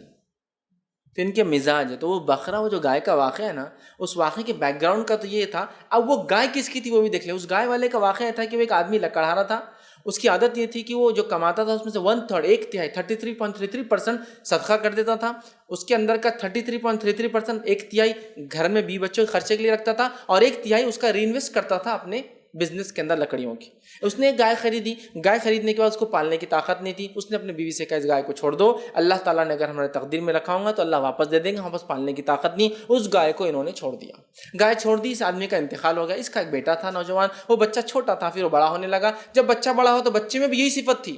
وہ 3 حصے کرتا اپنے مال کے. 1/3 33.33% صدقہ کرتا، 1/3 ماں کو لا کے دیتا، 1/3 کیا کرتا اپنے بزنس میں ری انویسٹ کرتا. اپنے رات کے بھی 3 حصے کرتا. ایک تہائی اللہ کی عبادت کرتا، ایک تہائی اپنی ماں کی خدمت کرتا، اور ایک تہائی سوتا تھا. میں ایک بچہ تھا، چونکہ اس کے باپ کی انکم حلال تھی، بچہ بھی نیک تھا. اب ہوا یہ کہ جب بچہ بڑا ہو تو ماں نے کہا بیٹے وہ اپنے آپ کے والد نے گائے چھوڑی تھی، ذرا ڈھونڈو. بولا کہاں؟ جنگل میں. تو بیٹا ڈھونڈنے نکلا. جب ڈھونڈنے گیا تو اس کو گائے مل گئی. چونکہ ماں نے پوری علامتیں بتائی تھی، وہ ایسی ایسی ایسی دکھتی، یہ نشانات. جب گائے مل گئی، اس سے ایک بات اور پتہ چلی، اگر کوئی انسان حلال کماتا ہے، اس کا رزق کسی وجہ سے اس سے دور بھی ہو جائے تو جب بھی اس کو واپس ملیں گا اچھی شکل میں واپس ملیں گا. گائے موٹی تازی ہو گئی تھی. بچہ تھا بچڑا، اب بڑی ہو گئی. اب جب وہ لے کے آیا تھا راستے میں یہودی مل گیا اس کو. وہ گائے ایگزیکٹلی فٹ ہو رہی تھی، اس میں وہی گائے فٹ ہو رہی تھی. وہ آئے بولے ارے یہ گائے فٹ ہو رہی ہے، اللہ اسی کی قربانی مانگتا ہے ہم سے، تم یہ گائے ہم کو بھیجو. اس نے کہا تو میرے والد کی علامت ہے، نشانی ہے. انہوں نے مطلب ایک چھوڑ کر گئے تھے جو وفات سے پہلے، میں نہیں بھیج سکتا، اور یہ میری ماں کی ملکیت ہے، چلو میرے ساتھ. وہ ان کی والدہ کے پاس آئے، کہا دے دو. والدہ نے کہا اس عورت نے، بھائی یہ تو میرے شوہر کی نشانی ہے، انہوں نے بڑے شوق سے یہ گائے لائی تھی اور وہ چاہ رہے تھے کہ اس کو ہم رکھیں، لیکن ہاں بس طاقت نہیں تھی، ہم نے چھوڑ دی تھی. اب ہم کو ہماری گائے جنگل میں مل گئی، اللہ نے حفاظت کی، اب ہم نہیں دے سکتے. بنی سر نے دو اتنا فورس کیا. تب ماں بیٹے نے مشورہ کیا کیا کرتے ان کو ٹلانے کے لیے، کیا کرتے، دینا نہیں تھا ان کو. تو بولے اچھا اپن ٹلانے کے لیے کیا بولیں گے یہودیوں کو کہ یہ گائے کے وزن سے زیادہ سونا دو تو ہم دیں گے تم کو. یہ محاورتاً تھا.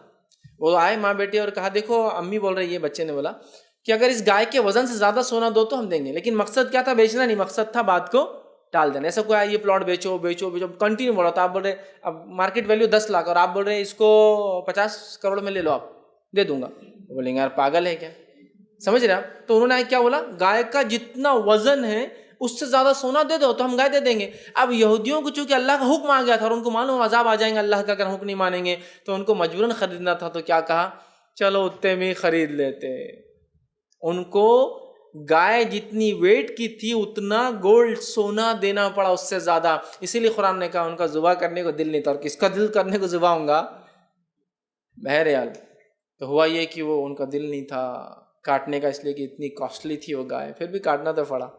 ٹھیک ہے. تو بولنا یہ چاہ رہا تھا اس لڑکے کے والد اور اس لڑکے کی صفت مال خرچ کرنے کی. 1/3 ایک تہائی 33.3. اور شریعت یہی چاہتی، یاد رکھیے کہ کم از کم 2.5% زکوٰۃ کی شکل میں اور زیادہ سے زیادہ 1/3 33.33% آپ خرچ کر سکتے. یہ مستحب ہے اور اس کے بہت ثمرات اور برکات دنیا اور آخرت کے اعتبار سے ہے. تو خرچ کرنے والے بنے تو رزق میں خرچ کرتے ہیں. اگلی 3 صفتیں بیان کی، والذین یؤمنون بما انزل الیک وما انزل من قبلک وبالآخرۃ هم یوقنون. اور ایمان لاتے اس چیز پر ہے محمد صلی اللہ علیہ وسلم جو آپ پر نازل ہوئی، جو آپ سے پہلے نازل ہوئی، اور آخرت کے دن پر ایمان لاتے ہیں. پہلی آیت میں 3 صفتیں، ایمان بالغیب، نماز قائم کرتے ہیں، رزق میں سے خرچ کرتے ہیں. دوسری آیت، چوتھی آیت میں پھر 3 صفتیں، کیا کرتے ہیں؟ ایمان لاتے جو آپ پر اترا مطلب قرآن پر، اور آپ سے پہلے جو اترا مطلب تورات، انجیل، زبور اور دیگر تمام کتابوں پر اور آخرت پر ایمان لاتے ہیں. ٹھیک. قرآن پر ایمان آ گیا، چونکہ ایمان بالغیب میں یہ بھی شامل ہے، اللہ کی کتابوں پر ایمان یا ایمان میں یہ بھی شامل ہے. قرآن پر ایمان یہ ہے کہ قرآن اللہ کا کلام ہے، ہدایت کے لیے ہمیں بھیجا گیا، ہمیں اسے پڑھنا ہے، اس کو سمجھنا ہے، اس کے حکام پر پابندی کرنا مطلب عمل کرنا ہے، اور اس کے پیغام کو انسانیت تک لے جا کر پہنچا دینا جس کے لیے کتاب آئی ہے. یہ ہے ایمان قرآن پر. پچھلی کتابوں پر بھی ایمان لاتے. اس کا معنی ہے کہ پچھلی جتنی کتابیں تھیں اللہ کی طرف سے تھی، حق تھی، سچ تھی، ہدایت تھی، لیکن وہ کتابیں اصلی شکل میں موجود نہیں ہیں. ان کے ماننے والوں نے اس میں تحریف، تبدیل، چینجز لا دیے. لہٰذا اب اس کو اگر وہ اصلی شکل میں مل جائے تو ایک الگ بات ہے، لیکن وہ موجود ہی نہیں ہے اصلی شکل میں، اور اگر اصلی شکل میں آ بھی جائے تو اب ہمارے لیے لائق عمل نہیں بچی. لیکن وہ ہدایت تھی، اس کا احترام اپنی جگہ ہے. تو پچھلی کتابیں بھی ہدایت تھی، انبیاءوں پہ آئی تھی، حق تھی، سچ کی طرف رہنمائی کرتی تھی، اور لوگ اس پہ اگر چلے اس زمانے کے تو انہوں نے اپنی زندگیوں کو بنا لیا. آج ہمارے لیے اس کا کیا معنی ہے کہ ہم ایمان لاتے ہیں پچھلی کتابوں پر؟ اس کا معنی یہ ہے کہ اگر کوئی شخص قرآن پر ایمان لا لے تو خود بخود اس کا معنی ہے وہ ساری پچھلی کتابوں پر بھی ایمان لاتا ہے. لیکن ایمان کا ہرگز معنی یہ کہ نہیں کہ اس پہ عمل کرے، ورنہ بہت سارے یہود و نصارہ آتے اور بولتے ہیں دیکھو قرآن کہتا ہے پچھلی کتابوں پر ایمان لاتے ہو تو پڑھو یہ بائبل کو عمل کرو. ہم پچھلی کتابوں پر صرف آستھا رکھتے ہیں، ایمان لاتے ہیں، اور اس کا معنی ہے کہ قرآن پر ایمان لانا پچھلی کتابوں پر ایمان لانا ہے، قرآن کا انکار کرنا پچھلی کتابوں کا انکار کرنا ہے. آپ بولیں گے ارے یہ کیسا اصول ہے؟ یہ اصول قرآن سے ثابت. آئیے اللہ رب العزت قرآن فرماتا ہے نوح علیہ السلام کی قوم نے نوح کو جھٹلا کر تمام انبیاؤں کو جھٹلایا. اور نوح علیہ السلام پہلے رسول ہے تو اب تمام کہاں ہیں؟ وہاں ہی نہیں کوئی. نوح علیہ السلام آدم علیہ السلام کی فوراً بعد آئے تو اب تمام کا انکار کا سوال ہی نہیں آتا نا، نوح کا انکار. لیکن نوح علیہ السلام کا انکار تمام جو گزرے مطلب آدم علیہ السلام اور تمام آنے والوں کا انکار تھا ایکچولی. سمجھ رہے آپ؟ عیسیٰ علیہ السلام کو ماننے والوں نے اللہ کے رسول کا انکار کر دیا، باقی پوروں کو تو مانتے نا. 1,24,000 انبیاء اور رسول آئے تو باقی تو سب کو مانتے نا. 1,23,999 کو تو مانتے ہیں نا. لیکن کس کو نہیں مانتے؟ ایک محمد صلی اللہ علیہ وسلم. تو ایک کو نہیں ماننا پوروں کا انکار ہے. تو اسی طرح محمد صلی اللہ علیہ وسلم کو ماننا سب کا اقرار ہے، قرآن کو ماننا پوری کتابوں کو ماننا ہے. سمجھ رہے آپ بات کو؟ یہ اصول ہے. تو اگر کوئی شخص قرآن کو مانتا ہے گویا وہ پوری کتابوں کو مانتا ہے، ایمان ہے اس کا. اور اگر قرآن کا انکار کرتا ہے مطلب پوری کتابوں کو کرتا ہے. اسی طرح محمد صلی اللہ علیہ وسلم کو مانتا ہے، پورے نبیوں کو مانتا ہے. محمد صلی اللہ علیہ وسلم کا انکار کرتا ہے، سب کا انکار کرتا ہے. ایک حق چیز کو انکار کرنا پوروں کا ہے، یاد رکھیں. تو لہٰذا ایمان لاتے قرآن پر، ایمان لاتے پچھلی کتابوں پر، اور آخرت کے دن پر ایمان لاتے. مطلب مرنے کی بعد کی زندگی میں اٹھنا ہے، رب کے سامنے کھڑے ہونا ہے، رب سوال کریں گا، ہمیں جواب دینا ہے. حساب و کتاب کے بعد، رب کی رحمت اور فضل کے بعد لوگ جنت میں جائیں گے، اور حساب کتاب کے بعد اللہ جن پر فضل و رحم نہیں کریں گا وہ جہنم میں چلے جائیں گے. تو آخرت پر ایمان لاتے ہیں. ٹھیک. تو اس میں 6 باتیں بیان کی گئی. 6 باتوں کو اگر جمع کر لیا جائے تو وہ کم ہو جاتی. ایمان بالغیب ایک صفت، نماز قائم کرنا دوسری صفت، مال خرچ کرنا تیسری صفت، قرآن پر ایمان لانا چوتھی صفت سمجھ لیجیے، اور اس کی دیگر کتابوں پر اس میں انکلوڈ ہو گیا، اور آخرت پر ایمان لانا. 5 صفتیں بیان ہو رہی ہیں. ٹوٹل 6 ہے، لیکن وہ ایمان قرآن پر اور دیگر کتابوں ایک ہی بات ہے. قرآن پہ لانا دیگر پہ لانا ہے، مطلب پچھلی کتابوں پر لانا ہے. قرآن کا انکار پچھلوں کا انکار کرنا ہے. 5 صفتیں بیان کی جائیں. جو لوگ یہ 5 صفت کے حامل ہوں گے. آخرت پر ایمان کیا ہے؟ جب ہم کچھ بھی نہیں تھے اللہ نے ہمیں وجود دیا، وجود کے بعد ایک زندگی ہے، زندگی کے بعد ایک موت ہے، موت کے بعد پھر ایک زندگی ہے، اور زندگی میں اعمال کے اعتبار سے انسان جنت اور جہنم میں جائیں گے. یاد رکھ، اس لیے کہ ہمارے پاس سب کا جنت جانے کا کانسیپٹ نہیں ہے. ہر آدمی جنت ہی نہیں ہوتا. ہمارے پاس جنت اور جہنم دونوں کا تصور ہے، اور ایک واضح اور ایک دم کلیئر کٹ، جس کو ہم کہیں گے نا بہت ہی پاک اور شفاف تصور ہے. چھپا ہوا مبہم بھی نہیں ہے، انکلیئر نہیں ہے، ایمبیگوس نہیں ہے، بالکل ایک دم واضح کلیئر ہے کہ یہ جنتی جہنم، یہ عمل جنتی، یہ عمل جہنمی، یا جنت کی نعمتیں اور جہنم کی سختیاں ہیں. ٹھیک ہے. تو آخرت پر ایمان 5 صفتوں کی ٹوٹل 6 سمجھ لو. ایک اس کو اگر کیٹیگرائز کی تو 5 ہو رہی ہے. اب اگر جو کوئی آدمی ان 5 صفتوں کا حامل ہوتا ہے تو کیا ملے گا اس کو؟ بدلہ بھی تو ہونا نا، ہر کام بدلے کے لیے کچھ نہ کچھ چاہیے اس کے بدلے. تو اللہ نے آیت نمبر 5 میں کہا اولئک علی ھدی من ربہم، تو یہی لوگ اپنے رب کے طرف سے ہدایت پر ہے. ہدایت اللہ کے علاوہ کوئی اور نہیں دے سکتا ہے. تو اگر کوئی انسان یہ کام کرتا ہے تو اس کی توفیق بھی کون دیتا ہے؟ اللہ ہی دیتا ہے. ایمان لانے کی توفیق اللہ ہی توفیق دیتا ہے، نماز کی اللہ ہی توفیق دیتا ہے، رزق خرچ کرنے کی اللہ ہی توفیق دیتا ہے، ایمان لانے کی قرآن اللہ ہی تمام کام کرواتا ہے. لیکن بندے کی طرف سے کوشش ہوتی ہے تو اس کا رب اس کی مدد کرتا ہے. تو اسی لیے کہا اولئک، تو جو یہ کام کرے وہ رب کی طرف سے ہدایت پر ہے، مطلب ان چیزوں کے کرنے کی ہدایت بھی رب ہی دیتا ہے۔ تو اگر کوئی کام آپ نیکی کا کر رہے ہیں تو آپ کی کوئی خصوصیت نہیں ہے، اللہ کا شکر ادا کیجیے کہ اللہ تو نے توفیق دی، تو نے حکم دیا نماز کا، اور تو ہی توفیق دیتا ہے مجھے نماز پڑھنے کی، تیرا شکر ہے۔ تو کہا یہ کام کرنے والے اپنے رب کی طرف سے ہدایت پر ہے، صراط مستقیم پر ہے، صحیح راستے پر ہے، ان لوگوں کے راستے پر ہے جو آخرت میں نجات پانے والے ہیں۔ وَأُولَٰئِكَ عَلَىٰ هُدًى مِّن رَبِّهِمْ وَأُولَٰئِكَ هُمُ الْمُفْلِحُونَ، اور یہی لوگ آخرت میں کامیاب ہونے والے سکسیسفل لوگ ہیں۔ سبحان اللہ۔ ٹوٹل قرآن کی 12ویں آیت تھی، 5 سورہ فاتحہ کی، سورہ بقرہ کی 5ویں آیت تھی۔ 12ویں آیت میں کامیابی کا پروانہ، سرٹیفکیٹ آف سکسیس ہاتھ میں دے دیا گیا ہے۔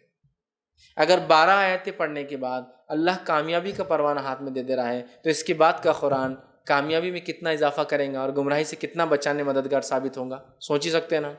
جس کتاب کی ابتدا کی 12ویں آیت آپ کو کامیابی کی بشارت دے دے، اولئک علی ھدی من ربہم، تو یہی لوگ اپنے رب کی طرف سے ہدایت پر ہیں، واولئک هم المفلحون، اور آخرت میں یہی لوگ کامیاب ہونے والے۔ فلاح اور کامرانی جس کا معنی ہے دنیا میں بھی یہ لوگ کامیاب ہوں گے انشاءاللہ، اور آخرت میں تو یہی لوگ کامیاب ہوں گے، چونکہ دنیا میں کبھی ہوتا ہے مومن کامیاب نہیں ہو پاتے ہیں، مغلوب زندگیاں گزارتے ہیں، تکلیف میں رہتے ہیں، لیکن اگر وہ ایمان والا تھا، ہدایت والے لوگوں میں سے تھا، تو وہ فلاح آخرت میں ضرور پائیں گا۔ اور کبھی یہ بھی ہوتا ہے مومن دنیا میں بھی کامیاب ہوتے ہیں اور مومن آخرت میں بھی کامیاب ہوتے ہیں۔ بہرحال جو بھی حالت ہو، ایک بات تو طے ہے کہ آخرت کی کامیابی صرف اور صرف ایمان والوں کو ہے۔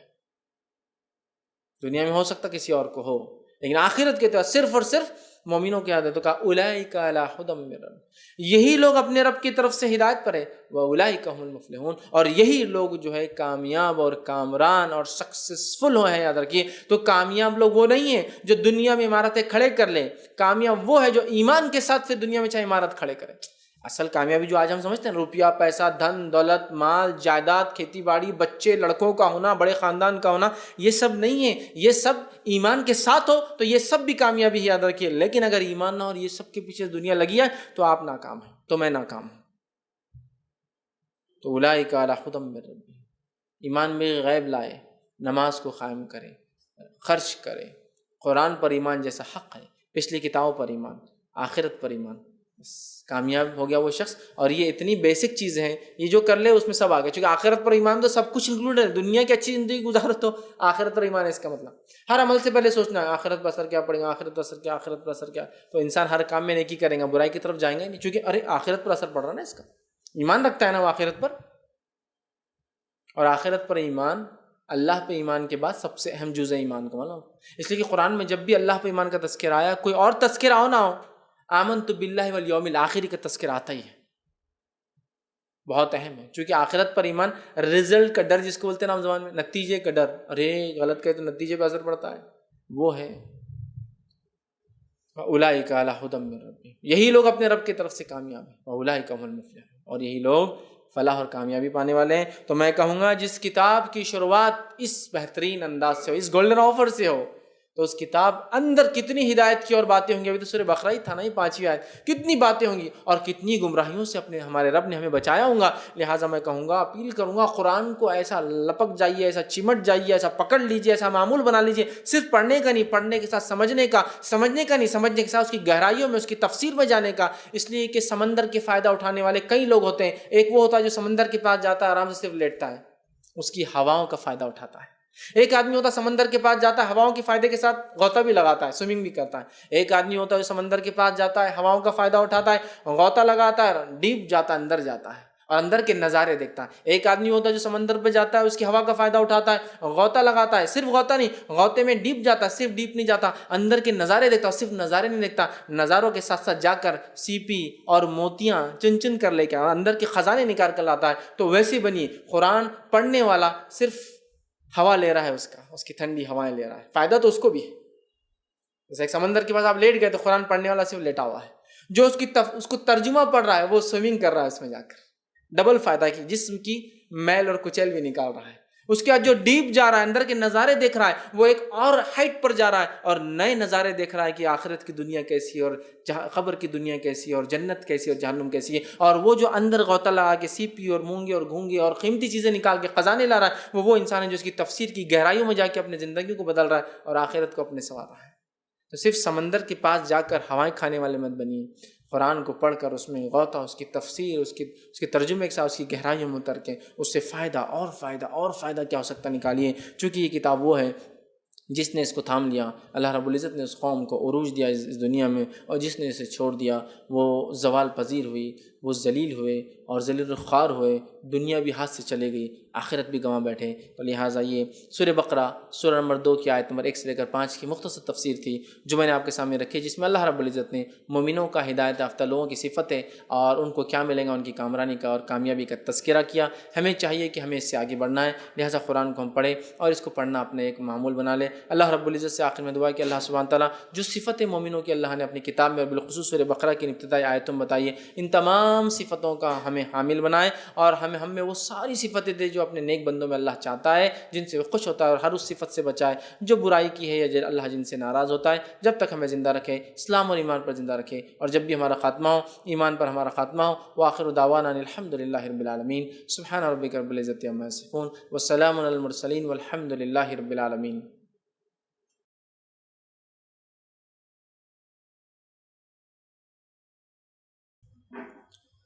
بسم اللہ الرحمن الرحیم. الحمد للہ رب العالمین والصلاة والسلام علی خاتم النبیین والمرسلین. رب اشرح لی صدری ویسر لی امری واحلل عقدۃ من لسانی یفقہوا قولی. جی السلام علیکم فیض بھائی. فیض بھائی میرا سوال یہ ہے کہ بہت سے لوگ قرآن پڑھ کے صدق اللہ العظیم پڑھتے ہیں، تو کیا یہ سنت سے ثابت ہے؟ بھائی نے ایک سوال کیا ہے کہ بہت سارے لوگ قرآن پڑھنے کے بعد صدق اللہ العظیم یہ الفاظ ادا کرتے ہیں، کیا یہ ثابت ہے؟ تو یاد رکھیے قرآن کے خاتمے پر صدق اللہ العظیم پڑھنا یہ نبی اکرم صلی اللہ علیہ وسلم سے، صحابہ سے بالکل ثابت نہیں ہے. لہٰذا میں یہی کہوں گا کہ جب کوئی شخص قرآن پڑھے تو صدق اللہ العظیم کہنے کی اس کو ضرورت نہیں ہے. اس کا معنی ہوتا ہے اللہ نے سچ کہا. بہت سارے لوگ بولتے ہیں کیا ہو گیا پڑھنے میں، اللہ نے سچ کہا، بولنے میں کیا حرج ہے؟ ٹھیک ہے، اللہ نے سچ کہا صحیح ہے، لیکن اس کو پارٹ بنا دینا ہمیشہ پڑھنے کا، چونکہ یہ سنت سے ثابت نہیں ہے، لہٰذا ہم اجازت نہیں دے سکتے. ٹھیک ہے، الفاظ کے بالکل غلط معنی نہیں، صدق اللہ نے سچ کہا بالکل صحیح ہے، لیکن یہ چونکہ اللہ کے رسول صلی اللہ علیہ وسلم نے کبھی قرآن کتنے بار آپ نے پڑھا، کبھی یہ نہیں کہا کہ جیسا کہ ایک روایت صحیح مسلم کی، مجھ پر ابھی قرآن نازل ہوا ہے، پھر آپ نے کہا بسم اللہ الرحمن الرحیم انا اعطیناک الکوثر فصل لربک وانحر ان شانئک هو الابتر. یہ نہیں کہا کہ صدق اللہ العظیم اس کے بعد پوری صورت پڑھ کے سنائیں، اور صحابہ بھی نہیں پڑھتے تھے، لہٰذا میں کہوں گا مت پڑھی. آپ شروعات کیجئے قرآن کی اعوذ باللہ، چونکہ اعوذ باللہ پڑھنا ضروری ہے، تعوذ بسم اللہ الرحمن الرحیم، اس کے بعد قرآن، اور اس کے بعد آپ ختم کر دیں. سمپل ہے یہ. صدق اللہ العظیم پڑھنا یہ صحابہ سے، اللہ کے رسول صلی اللہ علیہ وسلم اور صحابہ سے ثابت نہیں. لہٰذا میں کہوں گا بہرحال احتیاط کرے، چونکہ جو بات اللہ کے رسول سے اور صحابہ سے ثابت نہیں اس سے بچنا زیادہ ضروری ہے. اور قرآن پڑھنے کے معاملے میں تو وہ اتنا زیادہ پڑھتے تھے ہمارے مقابلے میں کہ جس کی کوئی انتہا نہیں، اور اس کے ادب اخلاق وہ ہم سے زیادہ جانتے تھے. چونکہ انہوں نے نہیں کیا، لہٰذا ہم بھی اگر بچے تو زیادہ بہتر ہوں انشاءاللہ. جزاک اللہ. السلام علیکم فیض جی. درس میں جیسا آپ نے فرمایا کہ قرآن کو سمجھ کر پڑھنا چاہیے، تو کچھ لوگ کو جب کہا جاتا ہے تو وہ کہتے ہیں کہ سمجھ میں نہیں آتا، پڑھنا جب شروع کرا انہوں نے عام ترجمہ، تو ان سے کیا کہا جائے؟ تفسیر پڑھیے یہ کہا جائے ڈائریکٹلی، یا پھر اسٹیپ بائی اسٹیپ پہلے ترجمہ جتنا سمجھو؟ جی بھائی نے ایک سوال کیا کہ اگر کچھ لوگ قرآن پڑھتے ہیں تو کہتے ہیں کہ وہ سمجھ میں نہیں آ رہا ہم کو، اور میرے سامنے بہت ساری بار یہ باتیں آئی کہ سمجھ میں نہیں آ رہا ہم کو، کیسے وہ کیا واقعہ چل رہا، بیک گراؤنڈ کچھ سمجھ رہا نہیں. ٹھیک ہے، تو اس کے لیے اگر کہ کوئی ایسا شخص ہے جو قرآن پڑھتا ہے اس کو اگر سمجھ میں نہیں آتا ہے تو وہ نہ صرف ترجمہ بلکہ تفسیر کے لیے بھی جائے. تفسیر بھی دو قسم کی ہوتی ہے، ایک مختصر تفسیر ہوتی ہے اور ایک مکمل تفسیر ہوتی ہے. ترجموں میں عموماً اللہ کی حمد و ثنا کی آیتیں بالکل کلیئر ہوتی ہے، اس میں کوئی سمجھنے کی ضرورت نہیں. اسی طرح اور بھی احکامات ہوتے ہیں سمجھ لیجیے، جس کو ایکسپلینیشن کی ضرورت ہوتی ہے اس کو سمجھنا پڑتا ہے. حمد و ثنا کی آیتیں بالکل کلیئر ہوتی ہے، کوئی سمجھنے کی ضرورت نہیں ہوتی ہے. احکامات کے ایکسپلینیشن ہوتے ہیں، ان ایکسپلینیشن کو سمجھنے کو وقت لگتا ہے تھوڑا سا، جس کے لیے آپ اس کی تشریحات میں جائیے. قصص اور واقعات ہوتے ہیں جو کبھی کا سمجھ سکیں. اللہ نے کہا گائے ذبح کرو، اب ترجمے میں تو گائے ذبح کرو لکھا ہوا ہے، لیکن تفسیر میں جانا پڑے گا کیوں کہا گائے ذبح کرو، سمجھ رہا. تو میں یہ کہوں گا کہ ترجمہ پڑھیں اگر ترجمہ پڑھنا نہیں مطلب ترجمے میں کوئی بات نہیں سمجھ رہی ہے تو تفسیر کے لیے جائیں. تفسیر کے لیے جائیں مطلب تفسیر پڑھیں. تفسیر میں ایک مختصر ہوتی ہے, مطلب جیسا کہ مثال کے طور پر ایک جلد میں ہی پوری تفسیر آ جاتی ہے, تھوڑا موٹی ہوتی, اور ایک ہوتا ہے جیسے تفسیر ابن کثیر 4, 5, 7, 8 جیسا ترجمہ جیسے ٹائپ سیٹ ہے, الگ الگ سائز ہوتا ہے. تو پھر وہ کیا کرے, تفسیر کے لیے جائے. انشاءاللہ عزیز تفسیر میں اس کا وہ شک دور ہو جائے گا. تفسیر میں بھی اس چیز کا خیال رکھیں کہ ابتدائی تفسیر پڑھنا بہت زیادہ ضروری ہے, کیونکہ کبھی کبھار ابتدا میں مفسر لکھ دیتا ہے پوری تفسیرات, نیکسٹ ٹائم بولتا ہے ریفر ٹو دس, یہاں چلے جائیے, یہاں چلے جائیے, سمجھ رہے ہیں. تو شروعات سے اگر پڑھیں زیادہ اچھا ہے, ورنہ اگر وقتاً فوقتاً اگر بیچ میں سے بھی پڑھتا ہے تو شروعات کا حوالہ ہوتا ہے, پھر حوالے کی طرف چلے جائیں. تو وہ لوگ جن کو قرآن کا ترجمہ سمجھ میں نہیں آ رہا ہے یا دقت یا مشکل آ رہی ہے تو وہ تفسیر پڑھیں. پھر بھی وہ کہتا مجھے سمجھ میں نہیں آ رہا ہے تو پھر کسی عالم سے وہ رابطہ قائم کریں اور پھر اس سے وہ چیز پوچھ لے, تاکہ اس کا جو ڈاؤٹ ہے یا وہ مسئلہ انشاءاللہ عزیز وہ جو اس میں کلیئر ہو جائیں گا. لیکن ہرگز اس کا ایمان ہے, بہت سا ایک اور شک ہوتا ہے, بہت سے لوگ بولتے ہیں سب قرآن الگ ہوتے ہیں, میرے کو ڈر لگ رہا. تو وہ کیوں کہتے ہیں ایسا معلوم آپ کو؟ وہ کیا کرتے, قرآن کی لفظ کو دیتے, عربی میں لفظ ہے نا الف لام میم ذالک الکتاب لا ریب فیہ ھدی للمتقین, تو وہ چاہتے اردو کے پورے ترجمے کے لفظ ہی ہونا, اس کتاب کا اللہ کے طرف سے ہونے میں کوئی شک نہیں ہے. اب دوسرا ترجمہ, اس کتاب میں کوئی شک نہیں ہوتا, ہاں دیکھو الگ الگ ترجمہ, سمجھ رہا. وہ ہو بہو سمجھتے, تو ویسا نہیں بولنا. ترجمہ چوائس آف ورڈ ہوتا ہے, الفاظ مترجم یا مفسر چنتا ہے, وہ اس کا حق ہوتا ہے, اور اگر جب تک وہ قرآن کے اس لفظ کا کچھ نہ کچھ بدل دیتا ہے تو وہ درست ہے. تو لہٰذا وہ ڈر جاتے ہیں کہ یہ الگ کیا پڑھوں, بولنا پڑھیے تفسیر میں جائیے, انشاءاللہ آپ کو اور کھل کر سمجھیں گا. تو ایسے لوگوں کو آپ تفسیر کی مشورہ دیجیے, تفسیر میں بات سمجھ میں نہ آئے تو پھر عالم سے رجوع کیجیے, وہ انشاءاللہ جیسے آپ کو جو ہے بہتر انداز میں انشاءاللہ مسئلے کو ایکسپلین. کسی نے ایک سوال کیا ہے کہ آج کل لوگ قرآن کی کئی صورتیں الگ الگ کتابی شکل میں جمع کرتے ہیں, جیسے 26 صورتیں وغیرہ منزل بنا کر وغیرہ, کیا یہ درست ہے؟ تو دیکھیے قرآن کو ایسا کیٹیگرائز کرنا, مطلب میں نے دیکھا 24 صورتیں, 26 صورتیں, 5 صورتیں, 5 سورہ, اسی طرح 10 صورتیں, کیا یہ درست ہے؟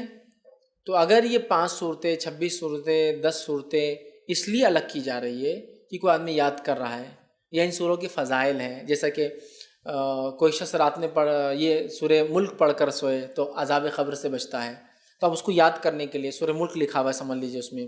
اور اہم سورے جو یاد کرنا چاہیے, جس میں اللہ کی حمد و ثنا ہوتی ہے, اللہ کے رسول پڑھا کرتے ہیں, سورہ فلق, سورہ ناس, سورہ اخلاص, آخری صورتیں. تو اگر بچوں کو یاد کرنے کے لیے ایز اے سلیبس ورک بک وہ اگر جمع کیے گئے تو یہ تو درست ہے. لیکن اگر کسی نے 24 صورتیں 26 صورتیں جمع کی اس نیت سے کہ یہ 26 صورتوں سے یہ فضائل ہوں گے, یہ ثابت ہوں گا جو سنت سے ثابت نہیں, تو میں کہوں گا پھر اس طرح کی شکل میں صورتوں کو آپ کبھی نہ دیں. جیسا کہ میں نے ایک صاحب کو دیکھا تھا, انہوں نے مدنی اور مکی کو الگ کر دیا پورے قرآن سے, اور مکی قرآن اور مدنی قرآن بنا دیا. بہت خطرناک بات ہے, بہت خطرناک بات ہے. بلکہ انہوں نے کیا کیا تھا, صورتوں میں جو آئے تھے مکی اور مدنی ان کو بھی سپریٹ کر دیا. ایسا کچھ صورتیں ایسے تھے جو مکے میں اتر رہے تھے اور مدینے میں کمپلیٹ ہوئے, اس کو بھی انہوں نے 2 دیا, مطلب ادھر بھی وہ سورہ ادھر بھی, اس میں مدنی آئے تھے اس میں مکی آئے تھے. یہ غلطی مت کیجیے. اور ان کا بولنا تھا اپن مکی جو قرآن بنا ہے وہ نان مسلم کو دیں گے دعوت کے لیے, اور مدنی اپنے لیے. میں نے کہا یہ بہت بڑی گمراہی ہے, اور فوراً ان کو میں نے روکا, اور انہوں نے ماشاءاللہ انہوں نے سمجھ بھی گیا اور انہوں نے بند کر دیا. مطلب وہ صرف مکی صورتیں نکال کے دعوت کے لیے دیتے تھے غیر مسلم کو, بالکل غلط. تو لہٰذا کسی نے اگر 24 صورتیں 26 صورتیں 5 صورتیں اس لیے نکالی کہ اس کی کوئی فضائل ہے یا کوئی سلیبس بنایا انہوں نے, یا پھر وہ صورتوں کی فضائل ہے جن کو یاد کرنا ہے تاکہ ایک جگہ آ جائے تاکہ بچے ترتیب میں یاد کر لیں, تو ایک الگ بات ہے. لیکن اگر ان کو کسی اور مقصد سے یا کسی نے اپنے تجربے سے کہ بھائی اس کے یہ فائدے ہیں یا یہ صورتیں ایسی ایسا کریں, میں کہوں گا مت کیجیے. قرآن موجود ہے, قرآن میں آپ پڑھیے, یہ زیادہ اچھا ہے. کیا ویسا کرنا حرام ہے؟ میں حرام نہیں کہہ رہا ہوں, لیکن یہ زیادہ بہتر ہے. ورنہ ایسا نہ ہو کہ کسی جگہ وہ 26 صورتیں چل جائے, لوگ اسی کو قرآن سمجھنے لگے. آپ خود بولتے ہیں نا جہالت اتنی ہے کہ لوگوں کو کلمے نہیں آتے. اب جہاں کلمہ نہیں آتا وہاں 26 صورتیں اور 25 صورتوں اور 24 صورتوں کی کتاب دیں گے, تو لیں گے پورا قرآن یہی ہے نا. تو میں کہوں گا بیٹر ہے آپ پورے قرآن کو ریفر کریں, یہ زیادہ اچھا ہے اور زیادہ بہتر ہے. نہیں آپ کے زمانے میں تو پورا قرآن لکھا ہوا ہی نہیں تھا, پھر میں جانتا ہوں اس لیے میں کہہ رہا ہوں حرام نہیں ہے, میں نے پہلے کہہ دیا. لیکن کوشش کریں, چونکہ غلطی ان چھوٹی چھوٹی باتوں سے آگے غلطیاں ہو سکتی ہیں, احتیاط کرنا بہرحال زیادہ بہتر ہے. کسی نے ایک سوال کیا, کیا بچوں میں ان کے نام کی صفت آتی ہے اگر وہ نام کی خاصیت کے مطابق ضدی ہو تو نام بدل دیا جائے یا نہیں؟ تو دیکھیے سب سے پہلی چیز یہ ہے کہ نام کے تعلق سے کسی نے سوال کیا, ایک عقیدہ پایا جاتا ہے, پہلے اس کا رد کرتا ہوں پھر حقیقت رکھتا ہوں. عقیدہ یہ ہے کہ بچوں کے نام سے ستارے جڑے ہوتے ہیں اور نام کے مطابق چونکہ ستارے جڑے ہوتے ہیں تو ستاروں کا اثر نام پہ ہوتا ہے، نام کا اثر بچے پہ ہوتا ہے. یہ عقیدہ ہے. یہ بہت بدعقیدگی ہے، غیر اسلامی غیر شرعی عقیدہ ہے، بلکہ کفر اور شرکی عقیدہ ہے. کسی نام سے کوئی تارا جڑا نہیں اور کوئی تارے سے کسی انسان پہ کوئی فرق نہیں پڑتا ہے. سمجھ رہے ہیں آپ؟ تو بہت سارے لوگ ناموں کو تاروں سے جوڑتے ہیں اور تاروں کی وجہ سے نام پہ اثر پڑتا ہے، اس لیے انسان پہ بولتے ہیں اثر پڑتا ہے. شرعی اعتبار سے کسی نام کا کسی پہ اثر نہیں پڑتا سوائے سائیکولوجیکل ایفیکٹ کے، نفسیاتی اثر. وہ کیسے ہوتا ہے؟ دیکھیے، آپ کے گھر اولاد پیدا ہوئی، آپ نے نام رکھا سلمان، ٹھیک ہے، اس لیے کہ آپ سلمان فارسی کے فین ہیں رضی اللہ عنہ. تو آپ چاہتے آپ کا بچہ بھی سلمان فارسی جیسا حق کے تلاش میں رہے، حق کے ساتھ چلے، نبی کا جیسا انہوں نے تعاون کیا، یہ بھی جو ہے ایسا ہے نا.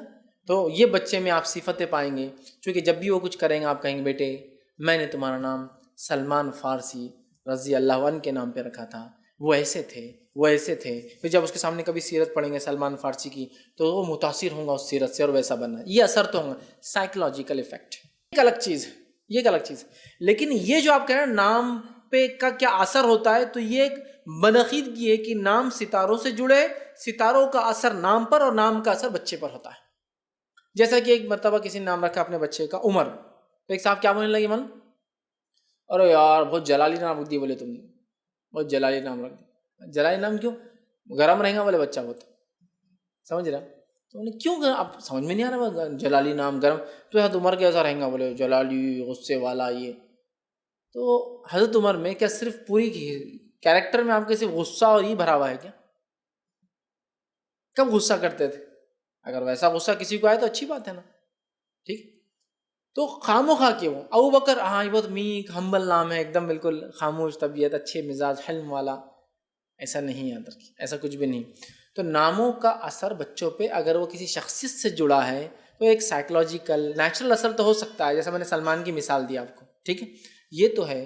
لیکن اس کے علاوہ وہ عقیدہ بالکل مت رکھی کہ اس کا نام اس سے جڑا ہے تو کبھی بچہ ضدی ہو گیا تو نام یہ رکھ دو، کبھی زیادہ سست ہو گیا تو نام یہ رکھ دو. آپ نام بدلنا چاہے تو بدل سکتے، اس کی اجازت ہے، وہ ایک الگ چیز ہے.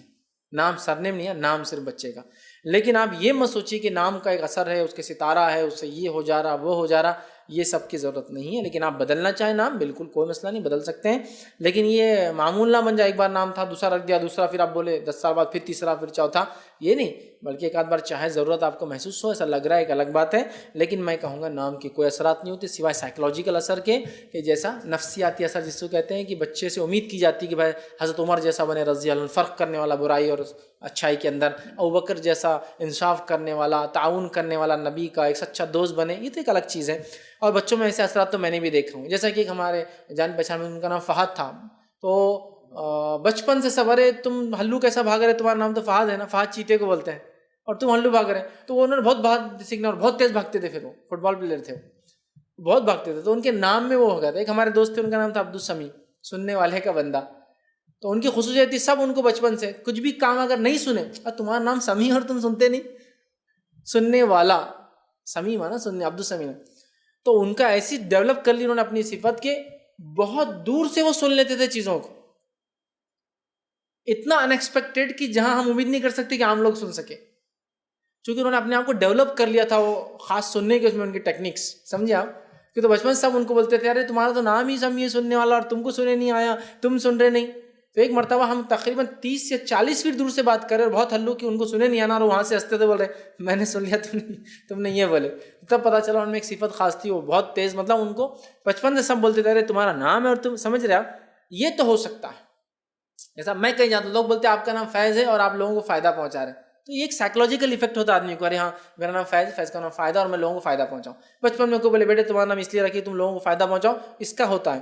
لیکن وہ عقیدہ نہیں کہ اس کا نام جڑا ہے کسی ستارے سے، ستارے کا اثر بچے پہ ہوتا ہے، نام کا اثر یہ ہوتا ہے، وہ سارا نہیں. ورنہ نام کے ایس سچ میں اگر میں کہوں تو کوئی اثرات نہیں ہوتے، کوئی ایفیکٹ نہیں ہوتا سوائے سائیکولوجیکل ایفیکٹ کے.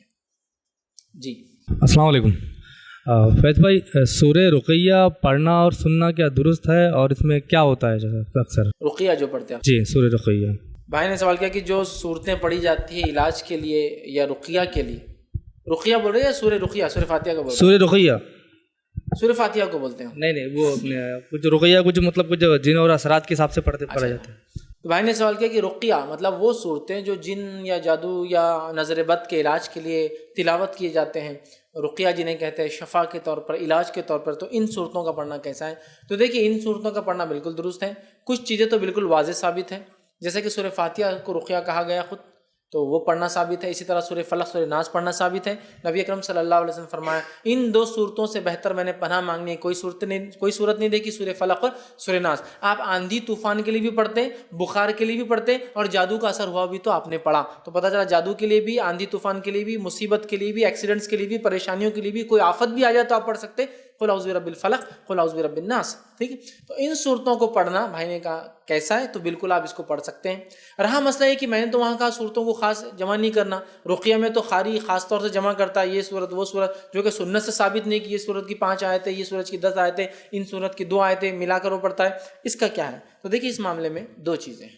ایک یہ کہ کسی چیز کو ہم سنت سمجھ کے کوئی کام کریں، اور ایک یہ کہ کسی چیز کو تجزیے کی بنیاد پر، جب تک کہ وہ غلط ڈائریکشن میں حرام نہ ہو، تجزیے کی بنیاد پر فکس کر لے، یہ بھی درست ہے. جیسے کہ مثال کے طور پر اللہ رب العزت نے قرآن میں فرمایا وَنُنَزِّلُ مِنَ الْقُرْآنِ مَا هُوَ شِفَاءٌ رَحْمَةٌ لِّلْمُؤْمِنِينَ وَنُنَزِّلُ مِنَ الْقُرْآنِ، اور ہم نے قرآن کو نازل کیا اور اس میں کچھ چیزیں من القرآن، اس میں کچھ چیزیں ما ہوا شفا، جو شفا اور رحمت ہے.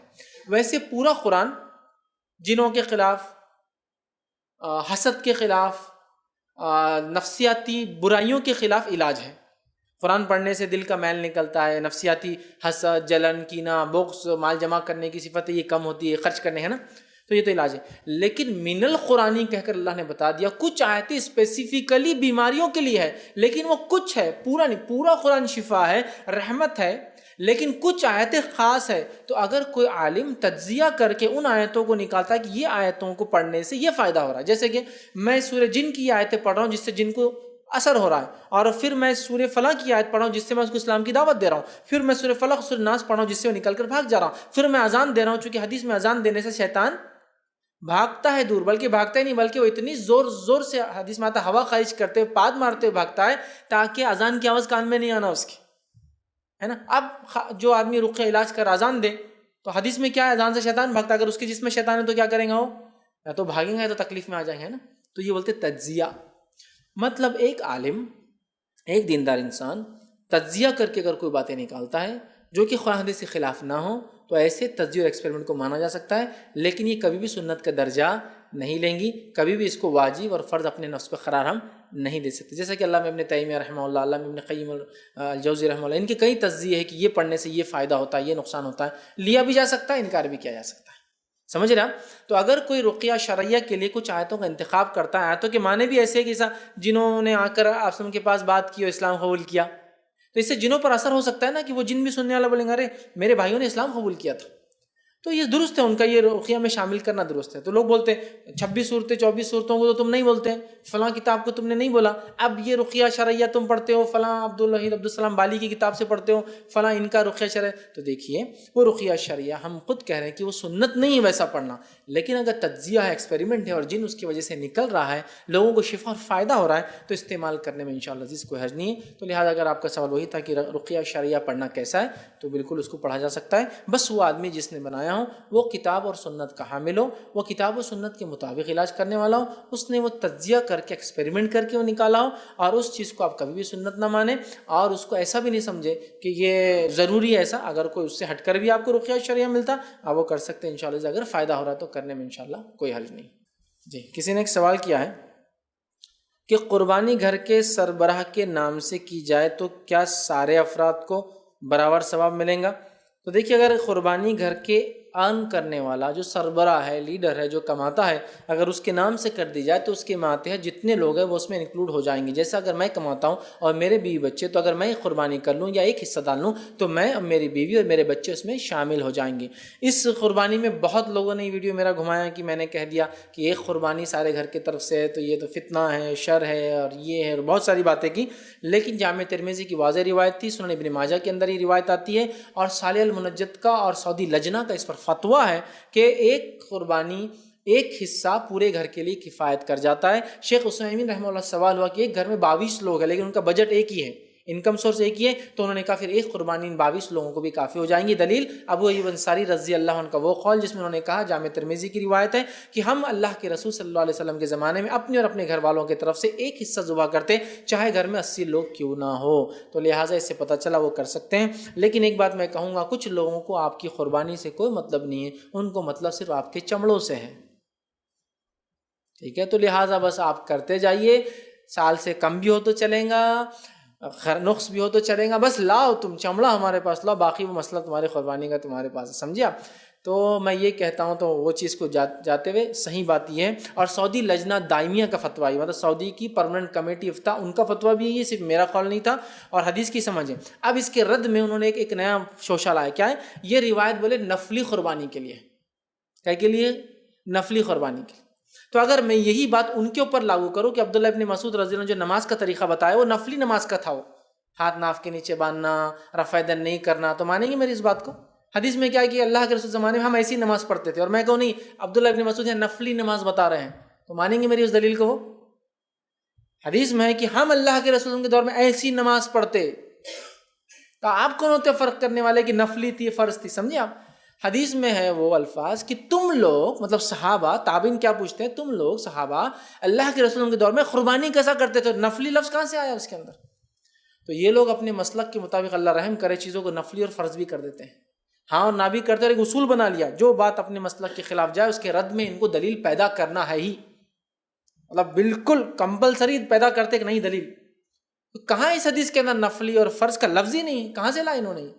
تو بولے یہ نفلی قربانی ہے، بولے نفلی قربانی میں کتنے بھی لوگ شامل ہوتے ہیں، اور دلیل دیکھیے ان کی، اللہ کے رسول صلی اللہ علیہ وسلم نے آخری وقت میں ایک چت کبرا مینڈا ذبح کیا اپنے پورے امت کے طرف سے۔ تو کیا بولے؟ اب بولے فیض صاحب یہ بولیں گے کہ سب کی طرف سے قربانی ہوگی، اب ہم نے نہیں کرنا؟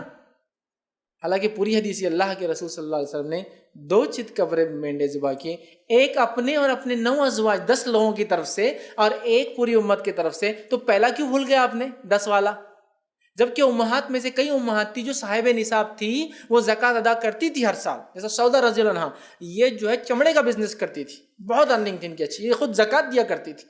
تو اب اللہ کے رسول نے تو ایک ہی حصہ کیا، 9 بیوی اور خود ایک، 10 لوگوں کی طرف سے ایک حصہ۔ تو روایت کا آدھا حصہ تو بول دیا آپ نے کہ میں نے اللہ کے رسول نے پوری امت کی طرف سے کیا، تو فیصلہ کیا یہ بولیں گے؟ لیکن پہلا حصہ آپ کھا گئے جس میں خود نبی اور 9 بیویاں شامل تھے اس میں۔ اب یہاں نہیں بولیں گے کہ 10 حصے ہونا تھا، یہ تھا نبی کی طرف سے۔ میں نے کہا بھی اس میں جس کی جتنی استطاعت ہو کرے، ایک کفایت کر جا سکتا ہے، لیکن زیادہ بھی کیا جا سکتا ہے۔ لیکن ہم نے یہ بنا لیا اور ٹھان لی ہم رد کریں گے بس آپ کا، اور جو بات ہمارے مسلک کے خلاف ہو، ہمارے مفادات کے خلاف ہو، کسی بھی صورت میں نفلی ہو لئی، یہ ابو ایوب انصاری کا واقعہ نفلی ہے۔ تابعین کیا پوچھ رہے ہیں؟ تم اللہ کے رسول صلی اللہ علیہ وسلم کے زمانے میں صحابہ کیسی قربانی کرتے تھے؟ تو اب اس میں نفلی کہاں سے آئے؟ میرے کو سمجھ میں نہیں آ رہا۔ ایک تابعی نفلی کیوں سوال کریں گا؟ یا اگر کرتا اسپیسیفک سوال تو وہ فرض کا، جیسا کہ اگر کوئی پوچھے آپ اللہ کے رسول صلی اللہ علیہ وسلم کے زمانے میں کیسی نماز پڑھتے تھے، تو اب اس میں نفلی اور فرضی کہاں سے ہوا؟ میرے کو بتائیے۔ وہ پوچھ رہا ہے نماز کا طریقہ، تو یہاں نفلی کہاں سے؟ بولے وہ نفلی قربانی تھی، اور فرض یہ کہ جو قربانی نہ کرے ہماری عیدگاہ تک نہ آئے، ٹھیک، جو قربانی نہ کرے وہ ہماری عیدگاہ تک نہ آئے۔ جو آپ کے زمانے میں ہم ایک اونٹ میں 10 لوگ اور ایک گائے میں 7 لوگ ہوتے تھے، تو بولے افراد لوگ تو 10 کیوں؟ نبی اکرم صلی اللہ علیہ وسلم نے تو ایک مرتبہ ایک قربانی میں 100 اونٹ ذبح کیا اپنی طرف سے، خالی اپنے اور اپنے بیویوں کی طرف، مطلب 10 لوگوں کی طرف سے 1000 حصے۔ ایک وقت آپ نے صرف ایک بیل ذبح کیا اپنے پورے بیویوں اور اپنے طرف، مطلب 10 لوگوں کی طرف سے ایک بیل 7 حصے، اور آخری قربانی آپ نے صرف ایک بکرا ذبح کیا۔ اب آپ کے اصول کے مطابق آخری عمل کو لیا جاتا ہے نا، جو اصول یہ لوگ لاگو کرتے ہیں ہر بار میں۔ نماز میں عبداللہ ابن مسعود رضی اللہ عنہ آخری نماز دیکھی ہوں گی، آخری نیچے ہاتھ تھا، پہلے میں اوپر تھا، تو آخری اصول کے مطابق آخری بار اللہ کے رسول نے اپنی اور اپنے بیویوں کی طرف سے کتنی قربانی کی تھی؟ ایک۔ تو بس توڑنا ہے مروڑنا۔ الحمدللہ جتنے لوگوں نے اس کا جواب دیا کوئی بھی صحیح جواب تک نہیں پہنچ پائے۔ صاحب نصاب ہو تو وہ کرے، صاحب نصاب ہونا دلیل کہاں ہے؟ لائیے، کہاں لکھا ہوا ہے کہ صاحب نصاب انسان قربانی کرے؟ میں صاحب نصاب نہیں ہوں، لیکن میرے پاس یہ مہینے 10,000 روپے میں قربانی کر سکتا ہوں تو میں کروں گا۔ آپ کون ہوتے؟ نہیں تم مت کرو چونکہ تم صاحب نصاب نہیں ہیں، مطلب میری قربانی نفلی ہو جائیں گی، فرض نہیں ہوں گی وہ۔ جیسے مجھ پہ زکوٰۃ اگر فرض نہ اور پھر بھی میں صدقہ کروں تو صدقے میں آئیں گا نا، زکوٰۃ تو نہیں ہوں گی، تو کیا میری نہیں ہوں گی؟ تو یاد رکھیے ہمیں دیکھیے دین منمانی نہیں کرنا ہے۔ قرآن اور سنت اگر کوئی بات بتا رہی ہے مان لینا ہے. تو میں نے یہی کہا تھا کہ مہاراشٹر میں بھی بین ہے. اب ایک انسان آسانی سے حصے نہیں ڈال پائیں گا, ہے نا, تو لہٰذا اب کتنی کوفت ہوئی نا کچھ لوگوں کو کہ میں نے ڈال لیا, میری بیوی کا نہیں ڈال سکا, بچوں کا نہیں ڈال سکا. اگر یہ سنت پہ ہم آ جاتے ہیں کہ میں نے ڈال دیا, میرے بیوی بچوں, تم شامل ہو اس کے اندر, تمہیں بھی اجر ملے گا. یہ الگ بات ہے, اللہ طاقت دے تو سب ڈالیے آپ, میں روک رہا نہیں ہوں آپ کو, لیکن اگر نہیں ہے تو ایک کفایت کر جاتا ہے نا. اسلام بہت آسان دین ہے, سب کے لیے فالو کرنا ہے رکھیں. تو لہٰذا آپ نے خامخواہ لوگوں کو ثواب اور اس کی خوشی سے محروم کر دیا یہ کہہ کر کہ ایک آدمی میں سے ایک حصہ ہوگا, ایک بکرے میں ایک ہوں گا. اس سے بہت سارے لوگ پریشان رہے, لیکن الحمدللہ بہت سارے لوگ کتاب و سنت پر آ گئے. اور میں یہ کہتا ہوں کتاب و سنت پر آپ اس لیے مت آئیے کہ آپ مجبور ہے, کتاب و سنت پر اس لیے آئیے کہ کتاب و سنت پہ ہی ہمیں زندگی گزارنا, مجبوری میں نہیں. ورنہ اس سال میں نے کہا نا, کوئی اللہ کے رسول کے حصے کی بات نہیں ہو رہی, کوئی جو ہے والدین کے میت کے حصے کی بات ہی نہیں ہوئی. کیوں ہوئی؟ 10,000 کا بکرا, 12,000 کا کائے کیا میت اور کائے کا اللہ کے رسول کا حصہ, ایسا نہیں ہونا چاہیے. تو ٹھیک ہے, تو لہٰذا آپ نے ایک کر دیا آپ کی طرف سے اور آپ کے بیوی بچوں کی طرف سے ہو گیا. یا جتنے ڈپینڈنٹس آپ پر اور بھی اگر کوئی ہو سکتا ہے, بہن آ کے رہتی ہو جو کماتی نہیں ہو آپ پہ ڈپینڈ, وہ بھی انشاءاللہ عزیز اس قربانی میں شامل ہے. اور یہی بات خود کتاب و سنت سے اور اللہ کے رسول کے آخری عمل سے ملتا ہے, جس میں ایک بکرا یا مینڈا آپ نے پورے گھر والوں کے 10 لوگوں کی طرف سے ذبح کیا, آپ نے خود اور 9 بیویوں کی طرف سے, الحمدللہ. تو آخری عمل کو جو لوگ بولتے ہیں نا آخری عمل, پہلے رفع دن کرتے تھے آخری میں چھوڑ دیے, تو میں بھی کر رہا ہوں آخری عمل لیجیے نا, آخری عمل کے مطابق ہو جاتی ہے. ٹھیک ہے, باقی سارے دلائل تو ہے, لیکن آپ کی دلائل کے لیے موٹا دلیل آخری عمل یہ تھا, لہٰذا یہ کر سکتے اور کیا جانا بھی چاہیے کہ آپ نے کیا تھا. اور وہ بکرے کے بارے میں آتا ہے, وہ مینڈوں کے بارے میں, وہ خسی تھے. کیسے تھے؟ خسی تھے. اب بہت سارے لوگ بولتے ہیں نا خسی جانور نہیں چلتا قربانی میں, غور سے سن لیں, خسی تھے. علماء لکھتے خسی جانور کرنا مستحب ہے. اللہ کے رسول صلی اللہ علیہ وسلم کیا نقص والا جانور ذبح کریں گے؟ دونوں خسی تھے. خسی جن کے فوتے اندر ڈال دی جاتے, ٹیسٹس باہر نہیں ہوتے ہیں, خسی کرنے سے جانور ہٹا کٹا اور مضبوط ہوتا ہے. خسی بھی تھے. اب دیکھیے بہت سارے مفتیان نے فتوی, خسی والا جانور نہیں چلے گا. سبحان اللہ, مطلب نبی نے نعوذ باللہ ہلکی قربانی کی, بلکہ خسی والا تو مستحب. خسی تھے, اور ایک اپنے اور اپنے بیوی کی طرف سے, اور ایک امت کے ان افراد کی طرف سے جو قربانی نہیں کر پائیں گے. اور نبی کے لیے عمل خاص تھا, باقی کوئی لوگ نہیں کر سکتے کہ ہمارے آنے والی اولاد کے لیے ہم کر دیں گے. یا نبی نے خاص فعل بولتے ہیں, نبی کے کچھ فعل ہوتے ہیں جو دوسرے نہیں کر سکتے. جیسے آپ نے نکاح کیے 9, ٹھیک ہے, آپ روزے رکھتے تھے مہینے کے, یہ خاص فعل ہے, ہمارے لیے نہیں ہے, لہٰذا یہ انہی میں سے ہے, تو آپ نے کیا تھا, لہٰذا قربانی کی جا سکتی ہے. جی السلام علیکم شیخ, ہمارا سوال ہے کہ ہم کبھی قرآن شریف پڑھتے تو ایک عالم صاحب ہے, وہ بولتے ہیں کہ تم اس کی تفسیر اور ترجمہ جب تک نہ پڑھو جب تک تمہارے پاس 5 علوم نہ ہو. پھر بعد میں انہوں بولتے کہ علم کا حاصل کرنا ہر مسلمان مرد اور عورت پہ فرض ہے. پھر آخر میں پوری بات گھما کر لاتے کہ جو انسان قرآن کے بارے میں بنا سمجھے بولے وہ اپنا ٹھکانہ جہنم میں بنا لے. اور پھر بولتے کہ جب تک 5 علوم نہ ہو تو تم یہ تفسیر اور ترجمہ نہ پڑھو. تو ان کا کیسے؟ فائن, ایک بہت اچھا سوال کیا کہ کوئی صحابہ ان سے کہہ رہے ہیں کہ 5 علم جب تک نہ ہو تو قرآن کی تفسیر ترجمہ مت پڑھو, اس لیے کہ قرآن کو سمجھنے کے لیے 5 علوم کی ضرورت ہے. آئیے اس کی بھی حقیقت دیکھ لیتے ہیں. جب میں بھی یہ قرآن پڑھتا تھا, جب میں اسٹوڈنٹ لائف میں تھا, تو کسی نے مجھ سے کہا 60 علوم کی ضرورت ہے. آپ کو تو بہت کم بولے, انہوں نے 5, مطلب میرے کو 55 زیادہ تھے. 60 علوم کی ضرورت ہے. پھر ایک صاحب سے ملاقات ہوئی, انہوں نے کہا 24 علوم کی ضرورت ہے. پھر ایک صاحب سے ملاقات ہوئی, انہوں نے کہا 12 علوم کی ضرورت ہے. پھر ایک سے ملاقات ہوئی تو انہوں نے کہا 6 علوم کی کم از کم ضرورت ہے. اب میں آپ کو بولتا ہوں کتنے علم کی آپ کو ضرورت ہے. قرآن کی تفسیر اور ترجمہ پڑھنے کے لیے آپ کو صرف ایک علم کی ضرورت ہے, وہ زبان جس میں وہ تفسیر و ترجمہ کیا گیا ہے, بس. قرآن کی تفسیر اور ترجمہ, پھر کہہ رہا ہوں, قرآن کی تفسیر اور ترجمہ کرنے کے لیے نہیں, قرآن کی تفسیر اور ترجمہ سمجھنے کے لیے آپ کو ایک علم کا ضرورت ہے. اور وہ ایک علم کیا ہے؟ جس زبان میں وہ تفسیر و ترجمہ کیا گیا. اس لیے کہ ہمارا یہ ماننا ہے جس مفسر نے یہ تفسیر و ترجمہ کیا وہ 50, 60, 24, 120, 140 علوم کا حامل تھا, تبھی تو اس نے تفسیر کیا. اب اس کی تفسیر سمجھنے کے لیے قاری کو, پڑھنے والے کو ایک علم کی ضرورت ہے. جس زبان میں وہ تفسیر کی گئی ہے تو وہ بالکل پڑھ سکتا ہے. اب دیکھیے, پہلے تو بولے قرآن پڑھنے کے لیے, ترجمہ تفسیر کرنے کے لیے 100 علم کی ضرورت ہے, 50, 60, 70, 24. یہ تو بالکل صحیح بات ہے. میں بھی مانتا ہوں کہ علوم القرآن ایک پورا علم ہے, اس علم کے بغیر کوئی آدمی تفسیر اور ترجمہ نہیں کر سکتا, میں بالکل مانتا ہوں. لیکن میرا مسئلہ یہ ہے, میرا سوال یہ ہے کہ سمجھنے کے لیے تم کیوں روک رہے ہو؟ یہ 5 اور 10 اور 20 اور 25 کے بہانے, یہ صرف شیطانی ہیلی اور ویشیس سرکل, سمجھتے ہو, شیطانی دائرے ہیں جو ڈالے جا رہے ہیں کہ اس آدمی نے باہر نہیں نکلنا اس سے اور زندگی بھر گھومتے رہنا. صرف آپ کو اردو میں اگر ہے تو اردو کا علم، انگلش میں تو انگلش کا علم، ملیالم، مراٹھی، تیلگو، تامل، پنجابی، اس کا علم چاہیے اگر اس میں یہ علم اگر آپ کو ہے تو آپ قرآن سمجھ سکتے ہیں. کیوں کہ جس نے تفسیر کیا اس کو علوم تھے 50 60 70 24 5 10 سب تھا، تبھی تو اس نے ترجمہ کیا. اب ہم پڑھنے کی بات کریں تو اس عالم صاحب سے کہیے کہ جو ترجمہ آپ جن کو مانتے بڑے انہوں نے جو کیا اس کو سمجھنے کو بھی اتنے علم کی ضرورت ہے بولنا؟ جبکہ ان کو اتنے علوم ہوں گے تبھی تو ترجمہ کیا نا. تو قرآن کو سمجھنے کے لیے آپ کو ایک علم کی ضرورت ہے جس زبان میں کیا گیا ہے، باقی رہا اس کی تفسیر، ترجمہ، اس کی گہرائی میں اگر آپ کو جانا ہے تو آپ کو بہت سارے علوم کی پھر ضرورت ہے. بالکل میں اس کو مانتا ہوں، اس کا میں قائل ہوں، میں علم کا بالکل قدردان ہوں، لیکن آپ جس ڈھنگ سے بول کے لوگوں کو اللہ کی کتاب سے روک رہے ہیں، میں کہہ رہا ہوں تفسیر کرنے والے کو وہ سارے علوم کا علم تھا لہٰذا اس نے تفسیر کیا.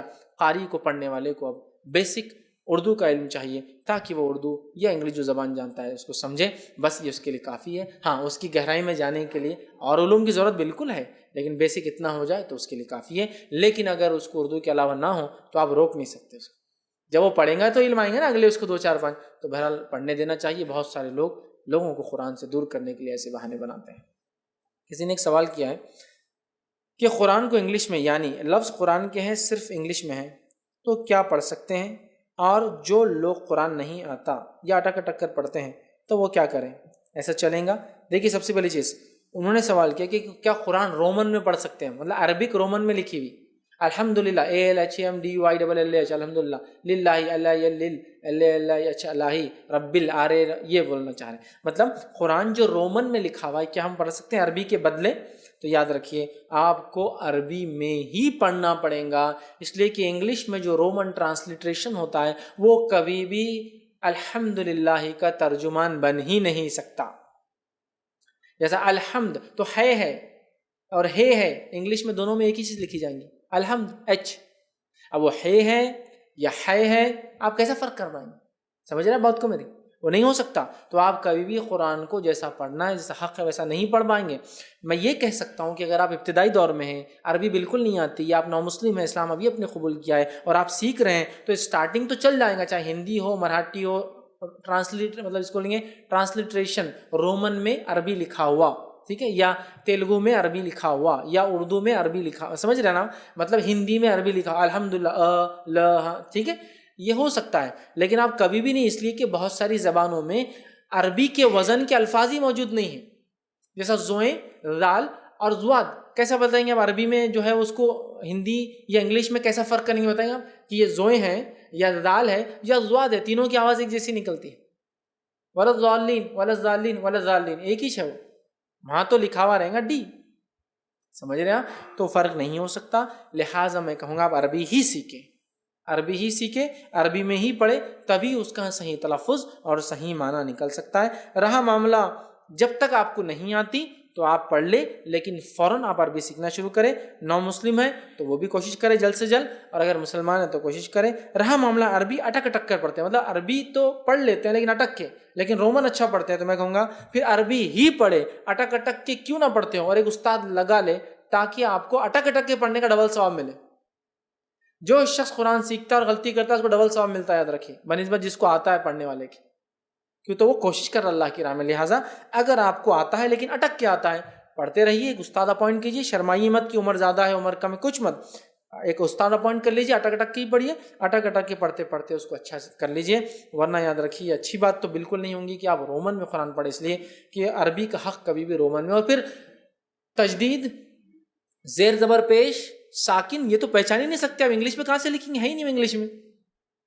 جیسا جس کو واولز کہتے ہیں نا، AEIOU جیسا انگلش میں ہوتا ہے، عربی میں واولز الفاظ کے اوپر اور نیچے لگتے ہیں، زیر زبر اور پیش، کسرہ دمہ اور فتحہ کی شکل میں لگتے ہیں.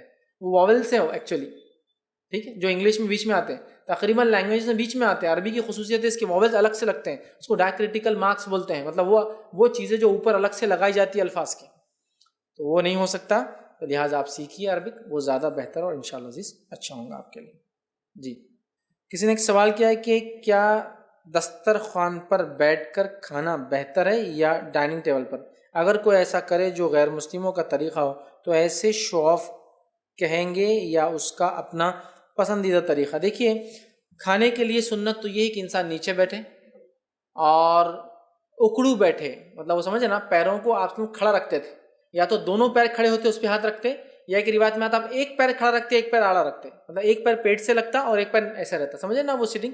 ایک تو دونوں پیر ایسا اکڑ بیٹھتے ہیں آپ لوگ اور ویسا کھاتے, یا سیکنڈ پوزیشن جو اللہ کے رسول ملتی ہے ایک پیر مڑا ہوا ہوتا اور ایک پیر کھڑا ہوتا پیٹ سے لگا اور پھر آپ کھاتے ہیں. مانڈی دال کے بھی آپ کم کھاتے, لیکن اصل یہ پوزیشن زیادہ ملتی ہے اللہ کے رسول کی کہ دونوں اس پر, لیکن آپ اکڑو ایک پیر کھڑا ایک پیر آڑا یا مانڈی دال کے کھانا کھا سکتے ہیں. نبی اکرم صلی اللہ علیہ وسلم نیچے بیٹھ کر کھانا کھاتے تھے اور اس کو پسند کرتے تھے. رہا مسئلہ نبی اکرم صلی اللہ علیہ وسلم کے زمانے میں عربوں کے پاس طریقہ ہی نہیں تھا کہ ڈائننگ ٹیبلز پہ کھائے, ہاں ان کے عمرہ بڑے لوگ کھایا کرتے تھے, لیکن عمومی اعتبار سے عرب نیچے ہی کھاتے تھے. بلکہ ریت پر بیٹھنا یہ اتنا پسند کرتے اس زمانے سے لے کر آج تک بھی, کہ جو عرب آج بھی شہروں میں رہتے ہیں گھروں کے بیچ میں مٹی لا کر ڈالتے ہیں, اس پر ایک خیمہ ٹینٹ ہوتا ہے اور اس سے بیٹھتے ہیں, یا خالی پلاٹس رکھتے ہیں محلے میں اور اس میں خوب مٹی وٹی ڈال کے چھٹیوں کے دن رات میں آ کے چائے وغیرہ پیتے. ان کو پسند ہے زمین پر بیٹھنا, اور اللہ کے رسول صلی اللہ علیہ وسلم نے ساری زندگی نیچے ہی آپ بیٹھے. نبی اکرم صلی اللہ علیہ وسلم کے زمانے میں صحابہ کی کچھ واقعات ملتے ہیں کہ ایک صحابی اگر فارس گئے, وہاں ان کو کھانے کی فارسی نے دعوت دی. فارسی بادشاہ ٹیبل پر کھانا کھایا کرتے تھے, تو یہ صحابی نے ٹیبل پر کھایا, لیکن کیسے کھایا, چیئر کے اوپر اکڑ بیٹھ گئے جا کر. سنت کیا تھی وہ لوگوں کی, جیسے آپ بیٹھتے نا تو چیئر پر ویسا بیٹھے ہو جیسا نیچے بیٹھتے تھے. ایک واقعہ اس طرح سے ملتا ہے. تو بہرحال میں یہ کہوں گا ٹیبل پر بیٹھ کر کھانا حرام نہیں ہے, ٹیبل اور چیئر پر بیٹھ کے کھانا حرام نہیں ہے, مستحب سنت اور پسندیدہ ہے کہ نیچے بیٹھ کر کھانا کھایا جائے. سمجھ گیا بات کو, ٹیبل پر کھانا حرام نہیں ہے, لیکن پسندیدہ یہ ہے کہ نیچے بیٹھ کر, اور سنت یہ ہے کہ نیچے بیٹھ کر دونوں پیر کھڑے یا ایک پیر کھڑا یا مانڈی کی شکل میں کھایا جائے. یہ زیادہ بہتر ہے, سنت سے قریب ہے, اور اللہ کے رسول صلی اللہ علیہ وسلم نے یہ عمل کیا. لیکن ٹیبل پر بیٹھنے کو حرام نہیں کہہ سکتے. ہاں, اب کسی کو شو آف مارنا ہے ٹیبل پر بیٹھ کر, تو کسی کی نیت کیا ہے یہ اللہ جانتا, میں نہیں کہہ سکتا ہوں. چونکہ کچھ لوگ محفل میں جو گھر پہ تو ٹیبل پہ کھاتے ہوں گے, کسی محفل پہ خاموں کا شو آف کرنے کے لیے سنت طریقے پہ بھی کھائیں گے تاکہ یہاں لوگوں کو پتہ چلے میں سنت پہ عمل کر رہا ہوں. تو کسی کی نیت کیا ہے میں اور آپ نہیں جانتے, تو لہٰذا نہ ہم ٹیبل والے کو شو آف کہیں گے, اور نیچے بیٹھنے والا تو بہرحال وہ تو سنت ہے, لیکن اس میں بھی تو لوگ شو آف کر سکتے ہیں نا, کہ جیسا جہاں سب لوگ روز گھر میں تو ٹیبل پہ کھاتا ہے, اب جب ٹیبل پہ دعوت دی تو خاص بول رہا نہیں میں سنت پہ عمل کروں گا, اکڑو کھاؤں گا شو آف کرنے کے لیے. تو شو آف ہے یا نہیں ہے یہ اس کا رب اور وہ جانتا ہے, ہم نہیں جانتے. لہٰذا ہم کسی کے ٹیبل پہ کھانے کو شو آف نہیں کہیں گے. کافروں کی مشابہت میں کوئی کرتا ہے تو نہ کرے, ٹھیک ہے, لیکن کوئی مجبوریاں ہیں, حالات ہیں, ماحول ہے, کلچر ہے, بیٹھنے کا سسٹم نہیں ہے, مجبوریاں ایک الگ چیز ہے, پیر مڑتے نہیں ہیں, گھٹنا مڑتا نہیں ہے, پیٹھ کی تکلیف ہے, یہ ایک الگ چیز ہے. تو نیت ہم نہیں جانتے تو ہم یہ نہیں بولیں گے ٹیبل پہ بیٹھنا شو آف ہے یا نہیں ہے, وہ ایک بندے کی نیت پر ڈیپینڈ ہے جو اس کا رب جانتا ہے. رہا معاملہ ٹیبل پہ کھانا حرام نہیں ہے, لیکن مستحب سنت پسندیدہ نیچے بیٹھ کر کھانا ہے, یہ زیادہ بہتر ہوگا. السلام علیکم رحمۃ اللہ وبرکاتہ. یہ شادی ہونے کے بعد عورتوں کا سرنیم شوہر کے سرنیم کے ایسا ہو جاتا ہے, اور نبی صلی اللہ علیہ وسلم کی حدیث ہے کہ اپنی نسبت کو چینج مت کرو, یعنی کہ وہ آپ سمجھ رہے ہیں. تو اس سینارو میں ہم لوگ کیسے کریں گے, یعنی کہ ہندوستان میں ایسا کہ پاسپورٹ بنانا ہے تو دونوں کا نام سرنیم وہ بھی چیک ہوتا ہے اگر ہسبینڈ وائف ہے, تو اس سے تعلق سے تھوڑی وضاحت کیجیے. بھائی نے ایک سوال کیا کہ عورت کا نام شادی کے بعد سرنیم چینج کرنا کیسا ہے. تو یاد رکھیے عورت کا سرنیم شادی سے پہلے مطلب اس کے والد کا جو سرنیم ہوگا, شادی کے بعد بھی اس کا سرنیم وہی ہوگا. اس کے شادی ہونے کی وجہ سے اس کے شوہر کا سرنیم اس کے نام کے ساتھ نہیں لگیں گا. یاد رکھیے یہ ایک سسٹم تھا جو ہندوستان میں اور انڈین کلچر میں تھا. انڈین کلچر میں یہ ہوتا ہے کہ جیسی شادی ہوتی تو عورت کا خاندان ختم ہو جاتا ہے, عورت اس خاندان کی ہو جاتی ہے, اور ہونے والے بچوں کو باپ کا سرنیم دیا جاتا ہے, لیکن عورت کا سرنیم بھی چینج کر لیا جاتا ہے. جس کے بنیاد پر ہوا یہ کہ کئی سالوں تک انڈین گورنمنٹ نے یہ چیز کو لاگو رکھا, اور نتیجتاً مسلمان بھی اپنی بیویوں کو جیسا جب شادی کرتے تو اپنی عورت کا نام مطلب لانے کے بعد جیسا میں سید ہوں تو اپنی بیوی کا نام بھی سید کر دیے, میں خان ہوں تو اپنی بیوی کا نام بھی خان کر دی, میں پٹھان ہوں تو اپنی بیوی کا نام پٹھان, میں شیخ ہوں تو بیوی کا نام شیخ, اس طرح سے کرتے تھے. یاد رکھیے اب بیوی کا سرنیم چینج کرنا شریعتاً حرام ہے, یہ جائز نہیں, چونکہ نسبت بدلنے میں آتا ہے. نسبت سمجھتے ہیں نا, اس کے خاندان کا نام, انسان کے خاندان کا نام کبھی چینج نہیں ہو سکتا ہے, اس کا نام بدلا جا سکتا ہے. اگر وہ غیر مسلم تھا, نام شرکیہ تھا تو نام بدلے جائیں گا, سرنیم تو اس کا بھی نہیں بدلا جائے گا جو غیر مسلم ہوتا ہے.